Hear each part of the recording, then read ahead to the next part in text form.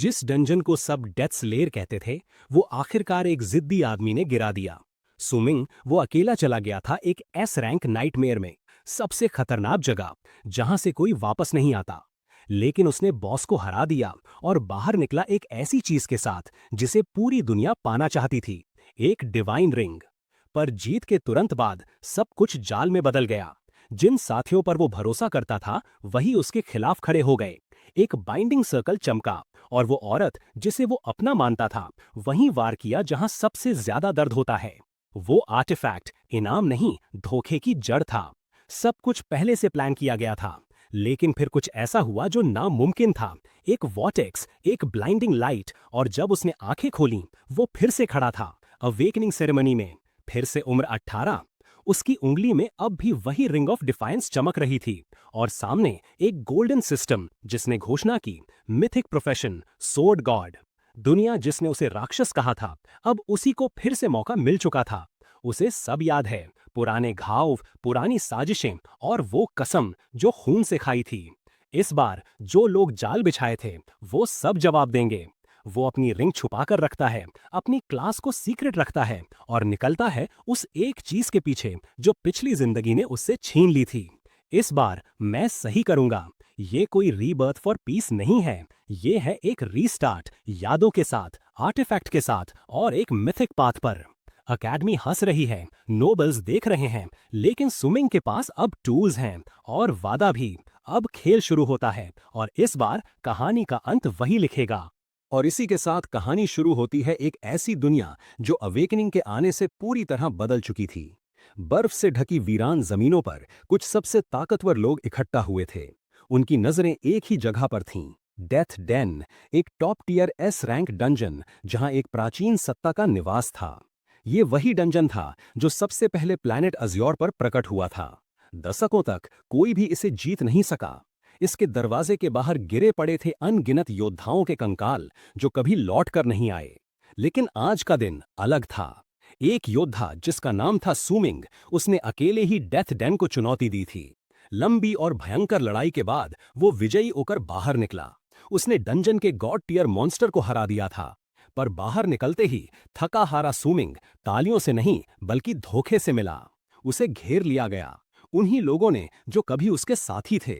उनकी आंखों में दुश्मनी थी। एक ने हंसते हुए कहा, अब ज्यादा नाटक मत कर सुमिंग, वो डिवाइन आर्टिफैक्ट हमें दे दे जो तू अभी अभी हासिल करके आया है। दूसरे ने ताने मारते हुए बोला, तेरी किस्मत अब खत्म हो चुकी है, मानवता का हीरो बन गया तू। अगर आर्टिफैक्ट दे दे तो तुझे जल्दी मौत मिलेगी। सुमिंग का शरीर ऊर्जा से चमक उठा। उसे सब समझ आ गया। ये लोग इंतजार कर रहे थे कि वो डंजन साफ करे ताकि ये उससे आर्टिफैक्ट छीन लें। उसने मन ही मन सोचा, क्या ये सब शुरू से ही इनका प्लान था? तभी धोखेबाजों में से एक आगे बढ़ा, सुनहरे बालों वाला जैंग टैंग, जिसकी तलवार पर नीली बिजली चमक रही थी। जैंग टैंग अब पूरी तरह उसके सामने आ चुका था। वो कभी सुमिंग का सबसे करीबी दोस्त हुआ करता था, पर अब उसी से डिवाइन आर्टिफैक्ट मांग रहा था। उसने झूठी नरमी से कहा, भाई बस वो आर्टिफैक्ट दे दे, मैं तेरी जान बख्श दूंगा। फिर उसके होठों पर एक ठंडी मुस्कान उभरी, वरना मैं तेरी बची हुई ताकत भी मिटा दूंगा। सुमिंग ने अपनी लाल आग जैसी तलवार मजबूती से पकड़ी। उसकी आंखों में पछतावा था। वो बुदबुदाया, मैं कितना अंधा था। मैंने इन लोगों को अपने भाई समझा, सालों तक इनके साथ लड़ा, और आज ये ही मेरी मौत के इंतजार में हैं। धोखे का जहर उसके दिल में उतर चुका था, पर वो चुपचाप मरने वाला नहीं था। सुमिंग ने अपनी तलवार ऊंची उठाई और एक झटके में लाल और बैंगनी ऊर्जा का विस्फोट हुआ। डिवाइन आर्टिफैक्ट से निकली शक्ति ने पूरी जगह को गर्जन से हिला दिया। आंखों में ज्वाला लिए वो गरजा, अगर तुम्हें सच में चाहिए डाउ डिफाइंस की अंगूठी तो आओ छीन कर दिखाओ। पर मुझे शक है तुम में से कोई भी इतना ताकतवर नहीं। उसकी ऊर्जा से जमीन कांप उठी और उसके पुराने साथी हैरान रह गए। उनमें से एक चिल्लाया, अब बहुत हुआ, इसे जल्दी खत्म करो। पर जोंग मोंग ने हाथ रोकते हुए कहा, नहीं, बेवकूफी मत करो। जब तक वो आर्टिफैक्ट उसके पास है, हम में से कोई भी उससे भिड़ नहीं सकता। वो तनाव भरा पल हवा में जम गया। तभी अचानक आसमान से एक नया शख्स उतरा और गूंजती आवाज में पुकारा, सुमिंग। सुमिंग ने ऊपर देखा, उसकी आंखों में हैरानी थी। आसमान से एक गुलाबी बालों वाली लड़की शाओ मान उसकी तरफ उड़ती हुई आ रही थी। वो उसके पास पहुंची और उसे मजबूती से गले लगा लिया। धीरे से बोली, मुझे पता चला था कोई तुझ पर साजिश कर रहा है। मैं डर गई थी, इसलिए तुझे बचाने चली आई। सुमिंग ने उसके कंधे पर हाथ रखा और मुस्कुराकर कहा, सब ठीक है शाओमान, ये लोग मेरा कुछ नहीं बिगाड़ सकते। पर उसके मन में सवाल उठ रहा था, इन दुश्मनों को इतनी सही जानकारी कैसे मिली? किसने बताया कि वो यहाँ है? तभी जैंग टैंग के होठों पर एक शातिर मुस्कान फैल गई और अगले ही पल सुमिंग की पीठ में तेज दर्द उठा। वो चौंक गया। पीछे मुड़कर देखा, शाओ मान ने उसे छुरा घोंपा था। उसके हाथ में लाल जादुई सर्कल चमक रहा था, जहां से वो खंजर पकड़े हुए थी। वो फुसफुसाई, मैं ही थी जिसने इन्हें बताया कि तू कहाँ है। सुमिंग की आंखें चौड़ी रह गईं। वो समझ नहीं पा रहा था, जिस पर वो सबसे ज्यादा भरोसा करता था, वो ही उसे धोखा कैसे दे सकती है। दूर से जैंग टैंग की आवाज गूंजी, बस अब सब तैयार है, आखिरी कैटलिस्ट भी मिल गया। उसने जोर से चिल्लाया, इम्प्रिजनमेंट फॉर्मेशन एक्टिवेट। अचानक आसमान में एक विशाल लाल चिन्ह चमका जो सुमिंग के ऊपर बन गया, और उसके घाव से निकलती हुई लाल जंजीरें उसके शरीर को जकड़ने लगीं। वो ऊर्जा को दबा रही थीं, उसे बिल्कुल असहाय बना रही थीं। सुमिंग ने उस जादुई निशान को देखा, वो पहचान गया, ये रेन शाओमान की कर्स मार्क थी। यानी वो बहुत पहले से उसकी विश्वासघात की योजना बना चुकी थी। जैंग टैंग मुस्कुराता हुआ आगे बढ़ा और शाओ मान के पास जाकर उसका कंधा पकड़ लिया। वो बोला, सुमिंग, ये फॉर्मेशन खास तेरे लिए बनाई गई है। अब तू अपनी ताकत का एक कतरा भी नहीं चला पाएगा। शाओ मान ने ठंडी नजर से उसकी ओर देखा और कहा, मैं तो हमेशा से जैंग टैंग की थी। तेरी जिंदगी का एक ही मकसद था, हमारे लिए एक औजार बनना। क्योंकि सुमिंग के पास था एक दुर्लभ 9 स्टार टैलेंट, इसी वजह से उन्होंने उसे इस्तेमाल किया ताकि वो डिवाइन आर्टिफैक्ट हासिल कर दे जिसे वो खुद कभी पा नहीं सकते थे। धोखे और दर्द से टूट चुका सुमिंग जमीन पर घुटनों के बल गिर पड़ा। उसकी चीख गूंज उठी, गुस्से और पीड़ा से भरी हुई। वो अब पूरी तरह बंधा हुआ था, उसकी शक्ति लाल जंजीरों में कैद थी। जियांग टैंग ने ठंडी आवाज में आदेश दिया, अब इसे खत्म करो और आर्टिफैक्ट मेरे पास लाओ। उसके सैनिकों ने अपनी चमकती हथियारें उठाई और सुमिंग की ओर दौड़ पड़े, लेकिन तभी जमीन फट गई। गहराई से एक विशाल कंकाल का हाथ निकला और उसके पीछे पूरी स्केलेटन आर्मी उभर आई, जिन्होंने सुमिंग को चारों ओर से ढाल बना ली। सुमिंग स्तब्ध रह गया। ये कौन है जिसने मेरी मदद की? अगले ही पल एक शख्सियत उतरी, हल्के बैंगनी बाल, चेहरे पर हुड वाली चोगा, हाथ में शक्तिशाली स्टाफ लिए। वो थी जी याओ, एक नेक्रोमैंसर। वो सुमिंग के और दुश्मनों के बीच उतरी। उसकी आंखों में दृढ़ता थी। उसने कहा, हार मत मान सुमिंग, मैं इन्हें आर्टिफैक्ट नहीं लेने दूंगी। जियांग टैंग ने ठहाका लगाया, एक और बेवकूफ मरने आ गई? मेरे पास दर्जनों मास्टर्स हैं, अब तो महान सम्राट भी तुझे नहीं बचा सकता। उसके सैनिकों ने जियांग टैंग के अनडेड समन से टकराना शुरू किया। हड्डियों की टकराहट और बिजली की गड़गड़ाहट हवा में भर गई। गुस्से में जियांग टैंग खुद आगे बढ़ा, चिल्लाया, जो भी मेरे रास्ते में आएगा मर जाएगा। जियांग बहादुरी से लड़ रही थी, तभी उसके बगल से एक आवाज आई, सावधान, तेरे पीछे। वो पलटी, पर वो झूठा इशारा था। जैसे ही उसने मुड़कर देखा, जियांग टैंग पहले से वहीं था। उसका हथियार बिजली से लिपटा हुआ चमक रहा था। वो ठंडे स्वर में बोला, क्लासमेट, बुरा मत मानना। और फिर उसने अपना वार कर दिया। सुमिंग, जो अब भी जंजीरों में जकड़ा था, सिर्फ चीख पाया, जी याओ। उसकी आवाज निराशा और दर्द से कांप उठी, जैसे उसकी आखिरी उम्मीद भी उस वार के साथ टूट गई हो। जियाओ जमीन पर गिरी हुई थी, उसका शरीर कमजोर, पर उसकी नजरों में अब भी हिम्मत थी। उसी पल जियांग टैंग ने मौका देखा। वो हंसते हुए आगे बढ़ा और बोला, दूसरों की चिंता छोड़ सुमिंग, अब तेरी बारी है मरने की। उसने अपनी नीली चमकती तलवार उठाई और उसे सीधे सुमिंग के सीने में भोंक दिया। वो झुककर फुसफुसाया, अगर अपनी दयनीय जान बचाना चाहता है तो बस वो डिवाइन आर्टिफैक्ट मुझे दे दे। खून उसके होठों से बहने लगा, पर सुमिंग की आंखों में अब भी नफरत और आग थी। वो दांत भींचकर बोला, तुम लोग इंसान नहीं हो, तुम सब राक्षस हो। उसने अपनी पूरी ताकत से लाल जंजीरों को कसकर पकड़ा और तभी उसके अंदर से एक भयानक लाल और काली ऊर्जा फूटने लगी। वो गर्जा, गॉड टियर टेक्निक, अनाहिलेशन बर्स्ट। एक पल में उसका शरीर विस्फोटक शक्ति में बदल गया। धरती हिल उठी, आसमान लाल हो गया और एक महाविनाशक धमाका हुआ। जियांग टैंग और रेन शाओमैन दोनों पीछे हट गए, चेहरों पर डर और हैरानी के साथ। जब सब शांत हुआ, सिर्फ धुआं, राख और टूटी जमीन बाकी थी। सुमिंग बुरी तरह घायल था, उसका शरीर मुश्किल से हिल रहा था। वो हाथ बढ़ाकर बुदबुदाया, जी याओ। वो रेंगते हुए उसके पास पहुंचा, उसका घायल शरीर अपनी बाहों में लिया। आंखों में पछतावा था, तू मेरे लिए क्यों आई जब मैं तुझे हमेशा नाकाम ही करता रहा? जियाओ ने हल्की मुस्कान दी। उसका हाथ उठकर सुमिंग के चेहरे को छू गया। धीरे से बोली, अगर ये अंत है तो चल हम साथ में ही मरते हैं। उसकी आंखों में सुकून था और सुमिंग की सांसें धीरे धीरे थमने लगीं। आखिरी ताकत जुटाकर उसने अपनी तलवार को जमीन में गाड़ दिया। वो उसकी आखिरी निशानी थी और उसके चारों ओर खामोशी छा गई, मानो दुनिया ने उस योद्धा के अंत पर शोक मनाया हो। सुमिंग, जिसने देवता को मार गिराया था, अब मौत के कगार पर खड़ा था। उसने जियाओ के शरीर को कसकर थामा। उसकी आंखों में आंसू और आग दोनों जल रहे थे। धीरे पर दृढ़ आवाज में उसने कहा, अगर मैं फिर कभी जन्म लूं तो मैं रेन शाओमैन और जियांग टैंग को खोजूंगा और उन्हें टुकड़ों में बांट दूंगा। दूर खड़े धोखेबाज उसकी बातें सुन रहे थे। पहले तो हंसे, पर जल्द ही जियांग टैंग के चेहरे पर सदमा छा गया। उसे समझ आ गया कि सुमिंग क्या करने जा रहा है। वो बड़बड़ाया,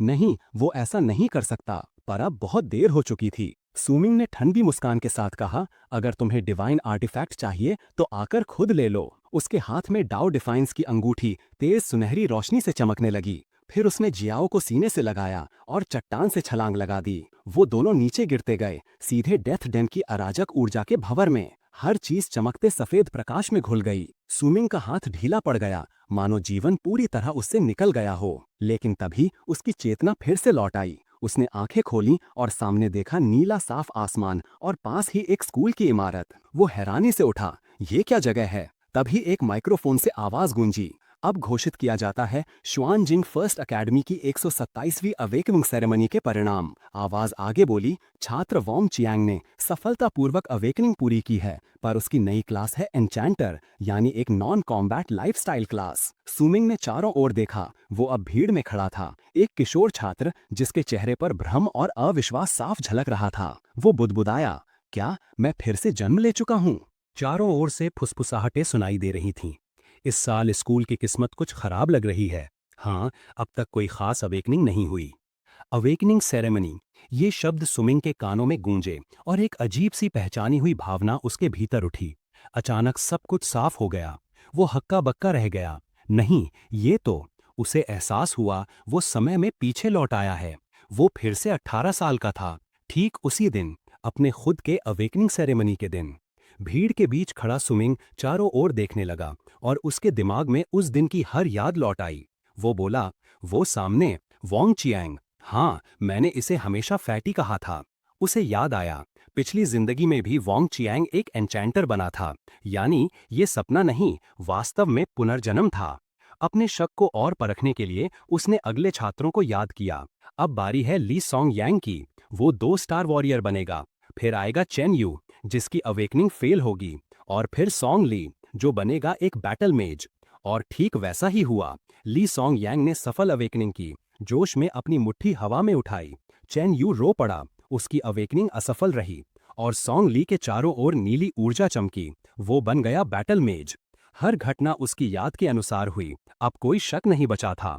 सुमिंग के होठों पर एक आत्मविश्वास भरी मुस्कान उभरी। तो ये सच है, मैं सच में फिर से जी रहा हूँ। पर उसी पल उसके चेहरे का भाव बदल गया। आंखों में तेज गुस्सा और जलती नफरत उतर आई। जैंग टैंग और रेन श्योमान की धोखे की यादें बिजली की तरह उसके दिमाग में कौंधी। वो मन ही मन बुदबुदाया, ये दूसरा मौका शायद स्वर्ग ने खुद मुझे दिया है। इस बार मैं अपना अतीत बदलूंगा, हर धोखे का बदला लूंगा। उसकी आंखों में अब प्रतिशोध की आग जल रही थी। उसके विचार अचानक भीड़ की हैरान कर देने वाली आवाज से टूट गए। स्टेज पर जैंग टैंग का एक कम उम्र वाला रूप अवेकनिंग कर रहा था। उसके चारों ओर एक अविश्वसनीय पर्पल ऑरा फैली हुई थी। घोषक ने उत्साह से ऐलान किया कि जैंग टैंग ने एक rare hidden combat class demon puppet warrior awaken की है, जिसके पास एक पावरफुल 8 स्टार इनेट एट्रीब्यूट है। सभी छात्र उत्साहित होकर बातें करने लगे, कहने लगे कि इतने ताकतवर अवेकनिंग की उम्मीद तो प्रतिष्ठित जैंग फैमिली के यंग मास्टर से ही की जा सकती थी। ये सुनकर सुमिंग बस अपने फ्यूचर एनिमी को ठंडी जलती हुई नफरत से देखता रहा। जब अनाउंसर ने स्कूल के नए जीनियस का जश्न मनाया तो सुमिंग को अपने कंधे पर एक हल्की सी टैप महसूस हुई। वो मुड़ा और शॉक में रह गया। उसके सामने एक यंग और हेल्दी जी याओ खड़ी थी, स्कूल यूनिफॉर्म में। वो बोली कि वो उसे ढूंढ रही थी।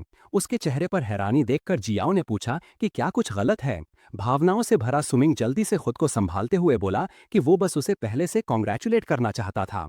जियाओ थोड़ा कंफ्यूज्ड हुई और पूछा कि किस बात की बधाई। सुमिंग के दिमाग में वो इमेज चमक उठी जब वो उसकी बाहों में डाइंग थी। उसके चेहरे पर एक सच्ची और जेंटल स्माइल आई। वो बोला कि कुछ नहीं, लेकिन वो जल्द ही समझ जाएगी। फिर सच्ची राहत के साथ उसने कहा, तुम्हें फिर से देखकर बहुत अच्छा लगा। उसी वक्त अनाउंसर ने अगली स्टूडेंट का नाम पुकारा, जी याओ। थोड़ी घबराई हुई वो स्टेज की ओर बढ़ी। उसने अपना हाथ सेलेस्टियल स्टेले, उस बड़े एंशंट आर्टिफैक्ट पर रखा जो ब्लू एनर्जी से क्रैकल कर रहा था। जैसे ही उसकी उंगलियां उस पत्थर को छूती हैं, एक विशाल पावर सर्ज निकलता है जो उसे पूरी तरह घेर लेता है। घोषक की आवाज हैरानी से भर जाती है। उसने घोषणा की कि जियाओ ने एक हिडन कॉम्बैट क्लास नेक्रोमांसर अवेकन की है, जिसके पास पावरफुल 7 स्टार एट्रीब्यूट है। बाकी छात्र हैरान रह गए, डिसबिलीफ में बातें करने लगे। सुमिंग शांत मुस्कान के साथ देखता रहा। उसके मन में बस एक ही ख्याल था, सब कुछ ठीक वैसा ही हो रहा है। और अब उसकी बारी थी। घोषक ने उसका नाम पुकारा, सुमिंग। वो स्टेज की ओर बढ़ा। जियाओ ने उसे शुभकामनाएं दी, लेकिन बाकी छात्र उतने कॉन्फिडेंट नहीं थे। वे आपस में फुसफुसाने लगे कि तीसरी हिडन क्लास का आना तो असंभव है, वो भी एक ऐसे लड़के के लिए जो ऑर्फन है। इसके बाद दृश्य बदलता है और बैकग्राउंड दिखाया जाता है। ये प्लैनेट अज्योर है, ड्रैगन नेशन के भीतर स्थित एक दुनिया जहां रूल उन्हीं लोगों का है जो अवेकेंड है। दशकों पहले अवेकनिंग का युग आया था। तब से लेकर आज तक हर व्यक्ति जब 18 वर्ष का होता है तो एक सेरेमनी में भाग लेता है ताकि वो अवेकेंड बन सके। इन लोगों ने दुनिया को पूरी तरह बदल दिया। ये वो लोग हैं जिनके पास रियलिटी को मोड़ने की शक्ति होती है और वो अनइमेजिनेबल वेल्थ हासिल कर सकते हैं। लेकिन ये शक्ति एक कीमत के साथ आती है। अवेकेंड लोगों को लगातार भयानक चैलेंजेस का सामना करना पड़ता है। उन्हें घातक मॉन्स्टर से लड़ना पड़ता है और डरावने डंजन्स की खोज करनी होती है जो हर कोने में मौत से भरे होते हैं। जैसे ही स्विमिंग सेलेस्टियल स्टेले की ओर बढ़ता है, वो अपने पिछले जीवन को याद करता है। उसे याद है कि एक ऑर्फन होने के नाते उसने हमेशा स्टाइपेंड्स और स्कॉलरशिप्स पर भरोसा किया था, और अपने पहले अवेकनिंग सेरेमनी के दिन वो वास्तव में हेवन द्वारा ब्लेस्ड था। एक अद्भुत चमत्कार उस दिन आसमान से उतरा था और स्विमिंग ने एक अविश्वसनीय रूप से दुर्लभ 9 स्टार इनेट एट्रीब्यूट के साथ एक लेजेंडरी क्लास अवेकन की थी, जिसे गॉड स्लेयर कहा जाता था। अब अपनी दूसरी जिंदगी में जब वो स्टेज पर खड़ा था, उसने अपने भाग्य को बदलने का निश्चय किया। उसने अवेकनिंग आर्टिफैक्ट की ओर हाथ बढ़ाया, मन ही मन वचन लिया, आज मैं सबको दिखाऊंगा कि मैं कौन हूं। जैसे ही उसका हाथ आगे बढ़ा, एक विशाल पर्पल और पिंक एनर्जी का विस्फोट हुआ, जिसने आसमान में एक अद्भुत फिनोमेनॉन बना दिया। घोषक की आंखें डिसबिलीफ से फैल गईं। वो सोच भी नहीं पा रहा था कि क्या यह सर्ज किसी ऐसे जीनियस के जन्म का संकेत है जिसके पास 9 स्टार एट्रीब्यूट या उससे भी ऊपर की शक्ति है। जी याओ और बाकी छात्र भी पूरी तरह स्टन्ड रह गए। सु मिंग ने अपना हाथ आगे बढ़ाया, उम्मीद करते हुए कि उसे अपने पिछले अवेकनिंग जैसी फेमिलियर रून्स की एनर्जी महसूस होगी, लेकिन इस बार कुछ अलग हुआ। उसकी छाती पर एक चमकता हुआ ब्लू सिजिल उभरा और उसी से वो डिवाइन आर्टिफैक्ट रिंग ऑफ डाउ डिफायंस, जिसके साथ वो मरा था, मटीरियलाइज हो गया। वो पूरी तरह शॉक में आ गया, समझ ही नहीं पाया कि वो रिंग किसी तरह उसके साथ समय में पीछे कैसे आ गई। अभी वो इस बात को समझ भी नहीं पाया था कि एक और अनपेक्षित घटना घट गई। एक अजीब सेंसेशन उसके पूरे शरीर में फैल गई और उसके सामने एक होलोग्राफिक स्क्रीन प्रकट हुई। एक नोटिफिकेशन की आवाज गूंजी, ultimate god slayer class system successfully bind हो चुका है। फिर अगला मैसेज आया, सिस्टम ने तुम्हें एक ब्रांड न्यू क्लास असाइन की है, अवेकनिंग सक्सेसफुल। सु मिंग कुछ देर तक डिसबिलीफ में खड़ा रहा। उसके चेहरे पर हैरानी साफ दिख रही थी। इस बार उसे उसकी पुरानी क्लास नहीं मिली थी, बल्कि उससे कहीं ज्यादा पावरफुल एक मिथिक क्लास, जिसका नाम था स्वॉर्ड गॉड। वो खुद से सोचने लगा, मिथिक क्लास, क्या वाकई ऐसा भी लेवल एग्जिस्ट करता है? उसके चारों ओर लाल एनर्जी का तूफान मच गया था, इतनी इंटेंस कि पूरा हॉल चुप हो गया। घोषक स्टंड होकर बुदबुदाया, आखिर ये कैसा क्लास है जो इतना बड़ा फिनोमेनॉन पैदा कर सकता है? भीड़ में स्टूडेंट्स आपस में बातें करने लगे। कोई बोला, अगर ये नॉन कॉम्बैट क्लास निकला तो सु मिंग तो गया। लेकिन जैंग टैंग ने ठंडे लहजे में कहा, इतना पावरफुल विजन किसी लाइफस्टाइल क्लास का नहीं हो सकता। फिर भी जब उसने सु मिंग की तरफ देखा तो उसे महसूस हुआ कि उसकी एनर्जी का प्रेशर इतना ज्यादा था कि वो हिल भी नहीं पा रहा था। सु मिंग शांत खड़ा रहा, एनर्जी के तूफान के बीच अपनी आंखों के सामने तैरते गोल्डन पैनल को ध्यान से पढ़ते हुए।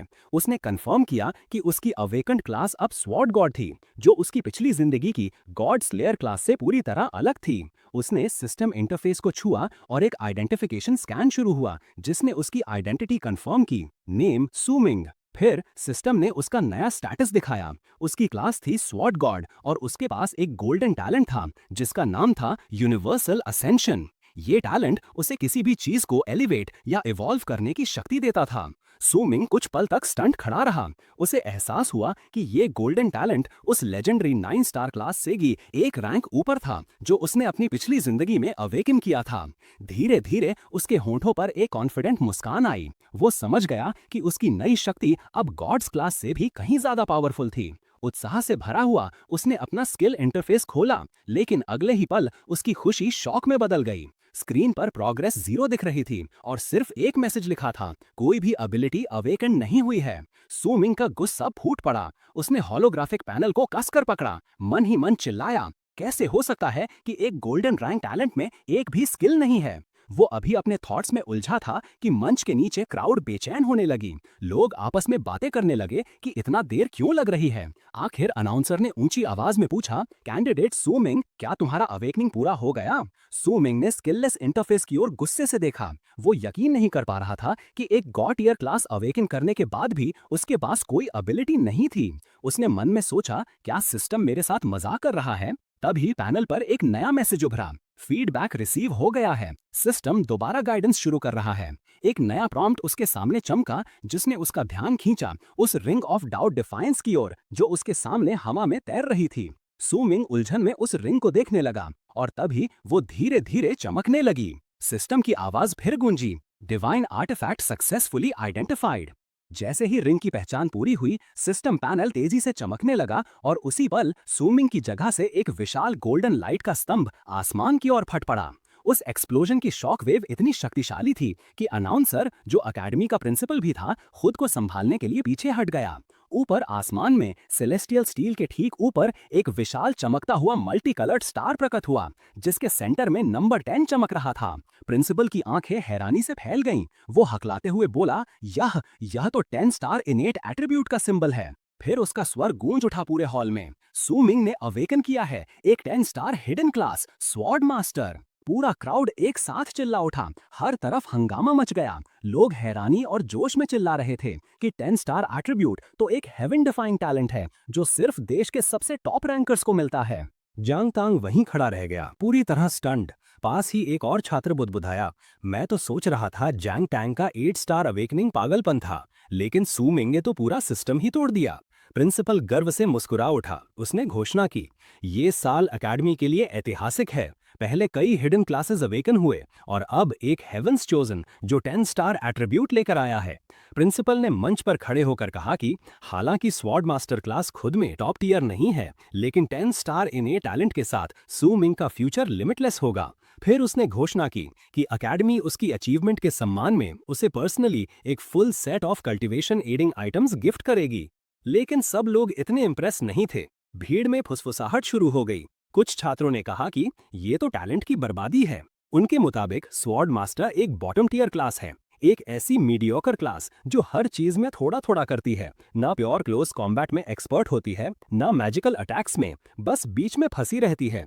लोग हंसने लगे, मजाक उड़ाने लगे कि इतना रेयर 10 स्टार टैलेंट ऐसी लेम क्लास के साथ पैरिंग में चला गया। कुछ छात्रों ने उसकी तरफदारी की, कहते हुए कि अगर मेहनत करे तो एक स्वॉर्ड मास्टर भी एक मजबूत डैमेज डीलर बन सकता है और सुमिंग के लेवल का इंसान तो ये जरूर कर पाएगा। लेकिन नकारात्मक लोग तुरंत बोले, वो क्लास ऐसी है जिसमें डबल मेहनत करने पर भी बाकी क्लासेस जितना रिजल्ट नहीं मिलता। वो बिगनर डंजन पार कर ले, यही बहुत होगा। स्टेज पर खड़ा सुमिंग सब सुन रहा था। उसने हल्के से सिर घुमाया, आंखों में ठंडा साया उतर आया। वो सोच रहा था कि सब उसे वर्थलेस स्वॉर्ड मास्टर समझते हैं। भीड़ की बातें अब भी गूंज रही थीं। तभी जी दौड़ती हुई उसके पास आई। चेहरे पर एक प्यारी सी मुस्कान के साथ बोली, कॉन्ग्रेचुलेशन सुमिंग। सुमिंग ने हल्की मुस्कान के साथ जी याओ की बात का जवाब दिया।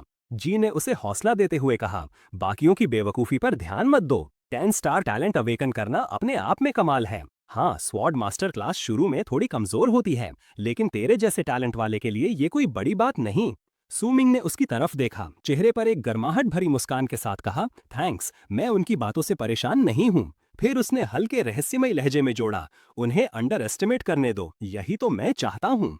जी थोड़ी उलझन में पड़ गई, समझ नहीं पाई कि सुमिंग ने ऐसा क्यों कहा। उनकी बातचीत तभी टूट गई जब अनाउंसर ने अगले छात्र का नाम पुकारा। भीड़ में शोर मच गया क्योंकि मंच पर जा रही थी रेन शाओ मैन, स्कूल की सबसे पॉपुलर लड़की। दूर से जैंग टैंग उसे हौसला देता दिखा। जी ने मुस्कुराते हुए कहा, वो तो वाकई सबकी फेवरेट है।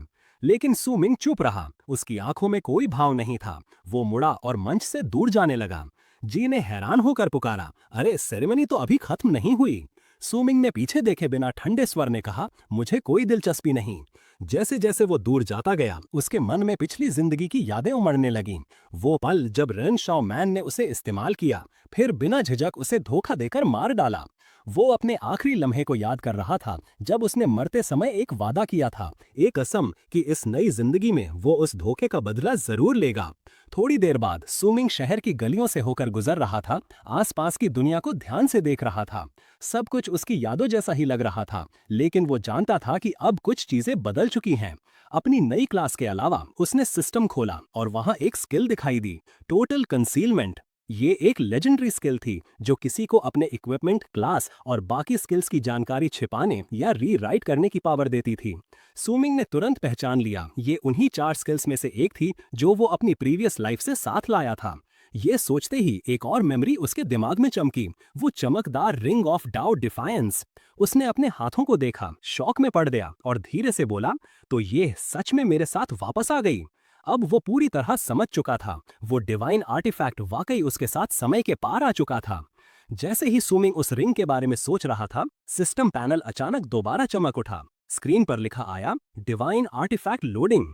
थोड़ी देर बाद एक नई लाइन प्रकट हुई, होस्ट ने अपनी पिछली जिंदगी के गॉड क्लास स्किल्स का एक हिस्सा विरासत में प्राप्त किया है। सू मिंग स्तब्ध रह गया, सोचते हुए कि ये कैसे पॉसिबल है। उसकी नई क्लास तो स्वॉर्ड गॉड है, फिर पुराने गॉड क्लास की स्किल्स उसके पास कैसे आ सकती हैं? तभी उसके सामने एक डिटेल स्टेटस स्क्रीन उभरी। Name Su Ming, level 1, class mythic world unique dash sword god, talent universal ascension, base stats balanced, skills god slayers blade, total concealment, shadow step, insightful eye. Su Ming उस golden screen को देखता रहा, दिल में surprise और power का एहसास भरा हुआ था। अब उसके पास नई जिंदगी थी और उसके साथ पुरानी ताकत भी लौट आई थी। नई जानकारी मिलने के बाद सू मिंग ने अपने अगले कदम की योजना बनाना शुरू किया। उसे एक पुरानी कहावत याद आई, एक आदमी निर्दोष हो सकता है, लेकिन जब उसके पास कोई खजाना हो तो वो निशाना बन जाता है। इसलिए वो समझ गया कि जब तक वो काफी शक्तिशाली नहीं हो जाता, उसे बेहद सावधान रहना होगा। अपना 10 स्टार टैलेंट तो वो छिपा नहीं सकता था, लेकिन उसने तय किया अपनी असली मिथिक क्लास स्वॉर्ड गॉड को हर हाल में छिपा कर रखेगा। उसने मन ही मन कसम खाई, इस बार वो अपनी जिंदगी की कोई गलती दोहराएगा नहीं। उसे अपने पिछले अनुभव से पता था कि बिगिनर डंजन चैलेंज जागरण समारोह अवेकनिंग सेरेमनी के 2 दिन बाद शुरू होती है। इस ज्ञान और अपने पुराने स्किल्स के साथ सू मिंग को पूरा भरोसा था, इस बार बिगिनर डंजन उसके लिए कोई चुनौती नहीं होगी। उसका लक्ष्य साफ था, बाकी सबसे तेज लेवल अप करना और सबसे बेहतरीन गियर हासिल करना। अपने लक्ष्य को पाने के लिए सू मिंग ने तय किया कि वो शुरुआत से ही डंजन के सबसे कठिन बॉस को चैलेंज करेगा, लेकिन उससे पहले उसे एक ढंग का वेपन चाहिए था। उसी समय शहर की एक ऊंची इमारत पैलेस के शानदार कमरे में एक अलग दृश्य चल रहा था। वहां जैंग टैंग और रेन शियान मौजूद थे। रेन शियान मुस्कुराते हुए बोली, तुम मुझे सेरेमनी के तुरंत बाद ऐसे जगह क्यों लाए हो?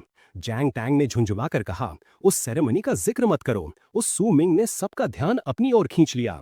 लेकिन रेन शियान के चेहरे पर एक चालाक मुस्कान थी। वो बोली, गुस्सा मत करो, भले ही सू मिंग सिर्फ एक स्वॉर्ड मास्टर है, लेकिन उसका अवेकनिंग एट्रीब्यूट बेहद ऊंचा है। ऐसा इंसान हमारे काम आ सकता है बाद में। जैंग टैंग ने उत्सुक होकर पूछा, तुम कहना क्या चाहती हो? रेन शियान ने हल्की मुस्कान के साथ अपना फोन निकाला और उसे कुछ दिखाया। जैंग टैंग की नजर उस स्क्रीन पर गई। उसका चेहरा झुंझुलाहट से हैरानी में बदल गया। रेन शियान की आंखों में एक ठंडी गणनात्मक चमक थी। वो बोली, अगर मैं सू मिंग के सामने थोड़ा सा चारा डालूं तो वो जरूर फंसेगा और फिर पहले की तरह हम उसे अपने काम के लिए इस्तेमाल कर सकते हैं। अपने प्लान को आगे बढ़ाते हुए सू मिंग एक विशाल स्काई स्क्रेपर पहुंचा, जहां एक बड़ा वेपन्स मार्केट था। वो एलिवेटर से सीधा 12th फ्लोर पर गया, जहां वेपन्स एम्पोरियम का एक कर्मचारी मुस्कुराते हुए उसका स्वागत करता है। अंदर जाते ही उसने देखा वहां दर्जनों नए जागे हुए स्टूडेंट्स मौजूद थे, जो आने वाले नोविस डंजन ट्रायल की तैयारी कर रहे थे। सू मिंग ने कुछ लोगों को ये कहते सुना कि उनके पास अच्छे हथियार खरीदने के लिए पैसे नहीं हैं और अब उन्हें एक ढंग का वेपन पाने के लिए डंजन में कड़ी मेहनत करनी पड़ेगी।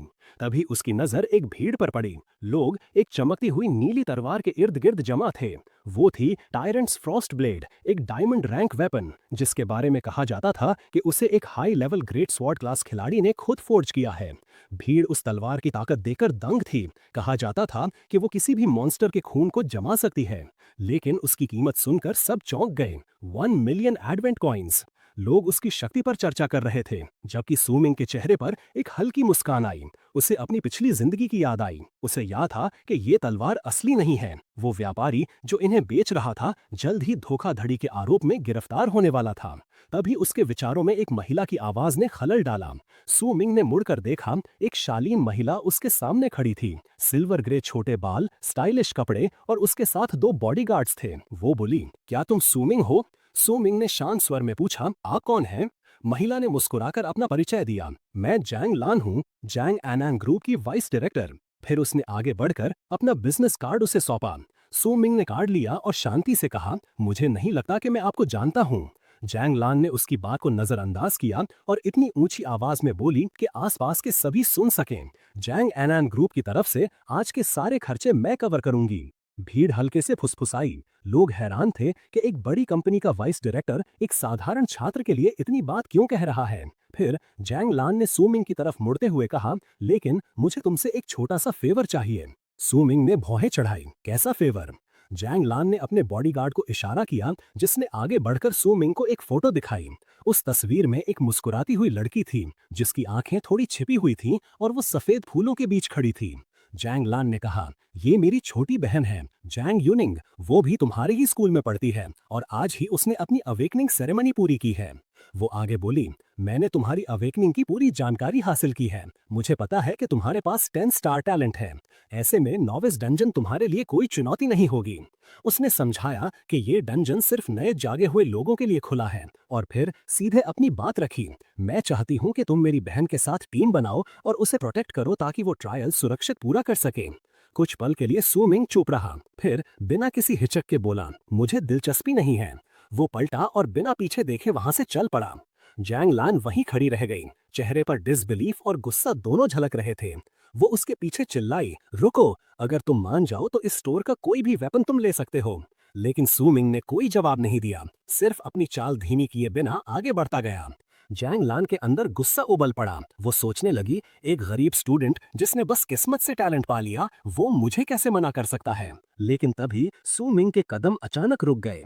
शांत चेहरे के साथ सू मिंग पीछे मुड़ा और बोला, ऐसा है क्या? फिर उसने दुकान में रखे सबसे महंगे हथियार की तरफ इशारा किया, टायरेंट्स फ्रॉस्ट ब्लेड, वो नकली तलवार जिसकी कीमत थी पूरे 1 मिलियन एडवेंट कॉइन्स। और ठंडे आत्मविश्वास के साथ बोला, मैं यही लूंगा। जैंगलान का चेहरा गुस्से से लाल हो गया। उसे लगा सू मिंग जानबूझकर उसे लूटने की कोशिश कर रहा है। वो झुंझलाकर बोली, क्या तुम मुझे मुश्किल में डालना चाहती हो? क्या सच में सोचते हो कि तुम्हारी औकात 1 मिलियन कॉइन्स की है? लेकिन सू मिंग बिल्कुल शांत रहा। उसने सीधा जवाब दिया, तुमने ही कहा था कि मैं कोई भी हथियार चुन सकता हूं। अगर अब अपनी बात से मुकर रही हो तो ये डील खत्म। वो कुछ पल रुका, फिर हल्की सी मुस्कान के साथ बोला, अपनी बहन से कहना वो पूरी मेहनत से तैयारी करे, क्योंकि कुछ चीजें ऐसी होती हैं जो पैसे से नहीं खरीदी जा सकती। जैंगलान का गुस्सा धीरे धीरे ठंडा पड़ा और उसकी आंखों में एक हल्की दिलचस्पी झलकने लगी। वो सू मिंग की तरफ कुछ सेकंड तक देखती रही, फिर मुड़ी और अपने बॉडीगार्ड्स के साथ वहां से चली गई। आसपास खड़े लोग हैरान रह गए, धीरे धीरे आपस में फुसफुसाने लगे। क्या उस लड़के ने सच में जांग हाई ग्रुप वालों को मूर्ख बना दिया? आखिर ये है कौन? सू मिंग ने बस हल्की सी नजर डाली, जैसे ये सब उसके लिए कोई मायने नहीं रखता हो। तभी उसका फोन बज उठा। स्क्रीन पर एक नया मैसेज चमक रहा था। भेजने वाले का नाम था रेन श्यामन। मैसेज बिल्कुल वैसा ही था जैसा सू मिंग को याद था। रेन श्यामन ने लिखा था, क्या उसे हमेशा से वो पसंद थी? उसने दावा किया कि उसका दिल बदल गया है और रात को अकेडमी की बिल्डिंग की छत पर मिलने को कहा। सू मिंग ने ठंडी मुस्कान के साथ देखा। चाहे उसने इस बार गॉड स्लेयर के रूप में अवेकनिंग नहीं की थी, रेन श्यामन की चालाक और धोखेबाज फितरत में जरा भी बदलाव नहीं आया था। उसे अपनी बदला लेने की कसम याद आई और बिना कोई भावना दिखाए उसने एक छोटा सा जवाब लिखा, ठीक है, मैं आऊंगा। मैसेज भेजकर उसने फिर अपना ध्यान वापस हथियारों की तरफ मोड़ा। वो एक दुकान सहायक के पास गया और पास रखे हुए नुकीले पत्थर जैसे दिखने वाले आइटम्स की तरफ इशारा किया। वो पत्थर कहलाते थे स्वॉर्ड स्टोन्स। सहायक ने समझाया, ये वेपन स्टोन्स हैं। इनसे सिल्वर रैंक के हथियार निकलने की संभावना होती है, लेकिन ये सब किस्मत पर निर्भर करता है। ज्यादातर पत्थरों में तो बस सबसे निम्न स्तर के हथियार ही निकलते हैं। लेकिन सुमिंग ने शांत स्वर में कहा, बस वही तो मुझे चाहिए। उसने आगे समझाया, महंगे सिल्वर वेपन्स पर पैसा खर्च करना बेवकूफ़ी है, जो कुछ ही समय में बेकार हो जाएंगे। इससे बेहतर है कि सस्ते स्टोन से ही एक अच्छा वेपन निकल आए। कम से कम मौका तो रहेगा। पर उसके मन में कुछ और चल रहा था। वो जानता था कि उसके लिए ये कोई जुआ नहीं था। असल में वो पत्थरों के अंदर का डेटा देख सकता था, हर पत्थर के भीतर छिपी असली जानकारी। और ये सब संभव था उसकी पिछली जिंदगी से लाई गई एक विशेष शक्ति की वजह से, द आई ऑफ इनसाइट, यानी ज्ञान की दृष्टि। सिस्टम पैनल ने क्लियरली बताया, ये लेजेंडरी स्किल उसकी आंखों को वो शक्ति देती है जिससे वो किसी भी चीज की असली नेचर देख सके। इस एबिलिटी का यूज करते हुए सुमिंग ने कॉन्फिडेंटली एक स्टोन उठाया। उसे पता था कि एक नॉर्मल सिल्वर वेपन की कीमत सैकड़ों या हजारों एडवेंट कॉइन्स तक जाती है, लेकिन अपनी स्किल की मदद से अगर वो किसी चीप स्टोन में सिल्वर वेपन ढूंढ ले तो ये उसके जैसे ब्रोक स्टूडेंट के लिए एक अनबिलीवेबल डील होगी। सुमिंग जब उस वेपन स्टोन के साथ बैठा तो उसके एक्शंस ने आसपास के कुछ स्टूडेंट्स का ध्यान खींच लिया। उनमें से एक ब्लॉन्ड बालों वाला लड़का उसे पहचान गया। वो वही लड़का था जिसने पावरफुल जंगहान ग्रुप का ऑफर ठुकरा दिया था। वो लड़का और उसके दो दोस्त हंसते हुए सुमिंग के पास आए। ब्लॉन्ड लड़के ने तंज कसते हुए कहा, तू ये गार्बेज वेपन स्टोन पकड़कर क्या करेगा? किसी बड़ी कंपनी का फ्री ऑफर ठुकराकर अब जंग पर दाव लगा रहा है। बाकी दोनों भी हंसने लगे, उसे इडियट बोलते हुए चिढ़ाने लगे। लेकिन सुमिंग बिल्कुल काम था। उसने उस ब्लॉन्ड लड़के को तुरंत पहचान लिया। वो था यांग डिंग, एक अमीर लड़का जो अपनी पिछली जिंदगी में भी जूनियर स्टूडेंट्स को बुली करने में मजा लेता था। उसे ये सिचुएशन थोड़ी अनोइंग लगी, पर इस बार सुमिंग ने सोचा थोड़ा मजा लिया जाए। वो मुस्कुराया और शांत लहजे में बोला, चल एक बेट लगाते हैं, 5000 एडवेंट कॉइन्स की। मैं शर्त लगाता हूं कि इस स्टोन से सिल्वर रैंक वेपन निकलेगा। कुछ पल के स्टंट साइलेंस के बाद यांग डिंग और उसके दोस्तों की हंसी फूट पड़ी। उन्हें लगा सुमिंग पूरी तरह बेवकूफ है। यांग डिंग ने ताना मारते हुए कहा, इस स्टोन के ट्रैश होने के 99.99% चांसेस हैं। मैंने आज तक किसी को इतना ईगर नहीं देखा जो खुद का पैसा कूड़े में फेंकने को तैयार हो। सुमिंग बस हल्की मुस्कान के साथ बोला, ठीक है, थोड़ी देर में पता चल जाएगा कि असल में कौन अपना पैसा बर्बाद कर रहा है। यांग डिंग ने तुरंत बैट मान ली और आसपास मौजूद लोग क्यूरियोसिटी से इकट्ठा हो गए। सुमिंग ने सबके सामने कहा, ठीक है, मैं ये स्टोन यहीं और अभी खोलता हूँ, लेकिन पीछे हटने की कोशिश मत करना। यांग डिंग हंसते हुए बोला, तू बस उन 5000 कॉइन्स की चिंता कर जो अब तुझे देने पड़ेंगे। सभी की निगाहें उस पर टिकी थीं। सुमिंग ने गहरी सांस ली और अपनी legendary skill I of insight को एक्टिवेट किया। उसकी नजरों के सामने दुनिया बदल गई। अब वो उस स्टोन के अंदर क्लियरली देख पा रहा था, जहां एक ग्लोइंग रेड स्वॉर्ड छिपी हुई थी। सुमिंग के होठों पर कॉन्फिडेंट मुस्कान आई और उसने जोरदार आवाज में कहा, ब्रेक। अगले ही पल उसने पत्थर को तोड़ दिया। शिला के टुकड़े हवा में बिखर गए और उसके अंदर से तेज लाल रोशनी फूट पड़ी। एक शक्तिशाली तलवार उस टूटे हुए स्टोन से बाहर निकल आई। पूरा हॉल उस ब्रिलियंट से जगमगा उठा। यांग डिंग, उसके दोस्त और वहां मौजूद हर कोई बस शॉक में खड़ा रह गया।